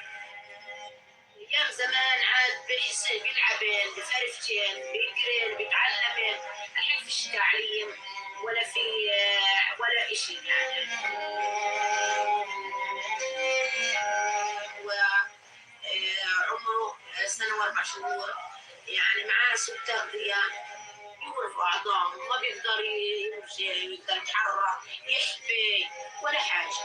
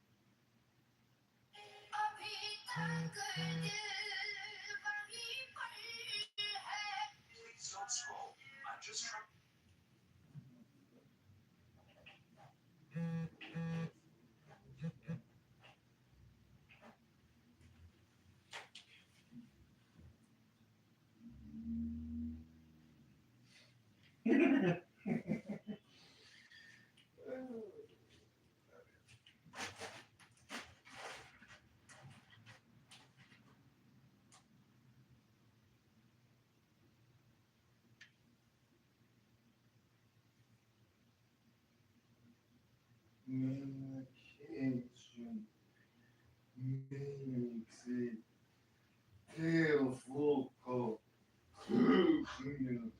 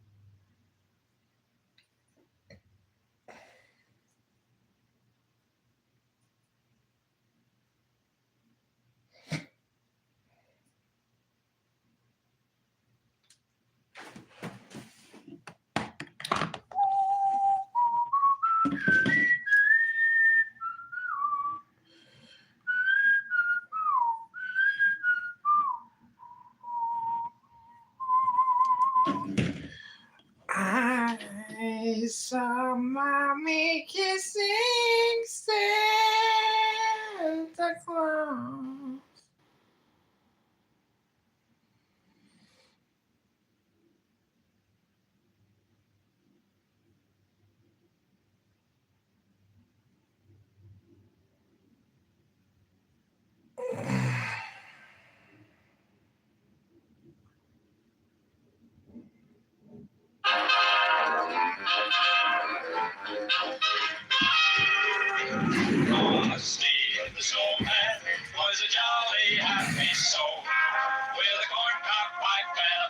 nose and two eyes made out of gold.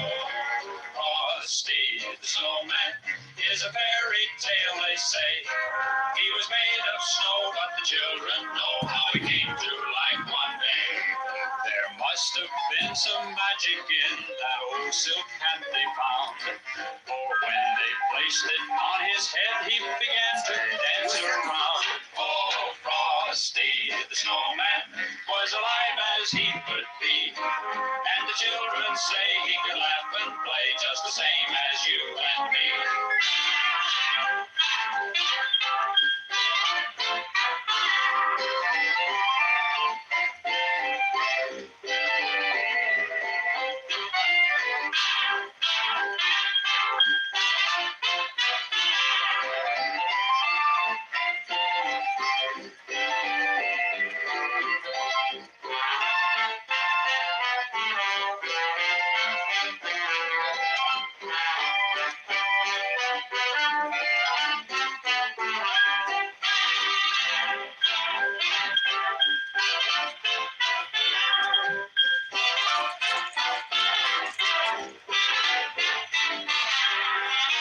Frosty the Snowman knew the sun was hot that day, so he said, let's run and we'll have some fun now before I melt away.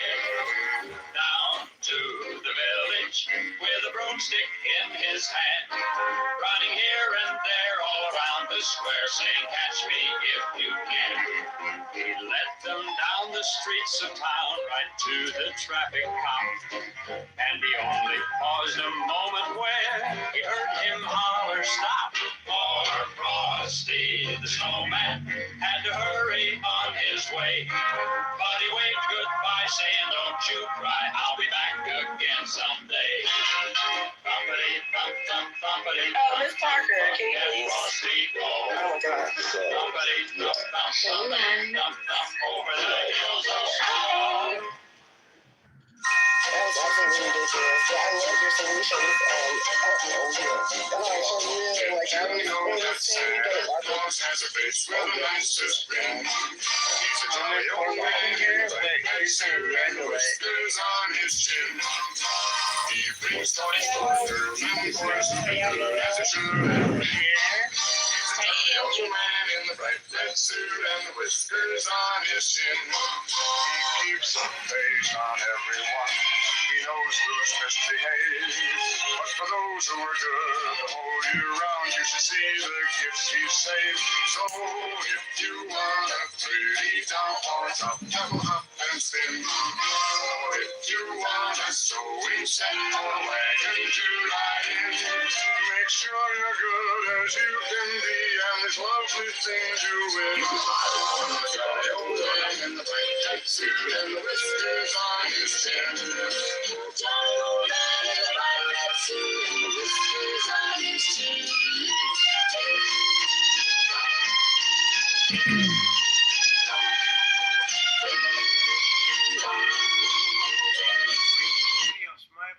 So if you want a pretty doll or a top, have a hop and spin. Or if you want a sewing set or a wagon to ride in, make sure you're good as you can be, and there's lovely things you win.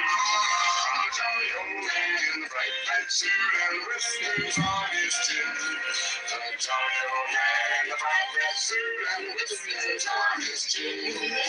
Whiskers on his chin. With the whiskers on his chin. With the whiskers on his chin. With the whiskers. He's making all this and checking it twice. All the time now is naughty and nice. Santa Claus is coming to town. He sees you when you're sleeping. He knows when you're awake. He knows if you get bad or good, so be good for goodness sake. Oh, you better watch out. You better not cry. Better not fall. I'm telling you why. Santa Claus is coming to town. You know, I'm also saying that's what I've been here lately on the app. You know, not saying, hopefully you understand what I'm saying. I'm pretty sure you understand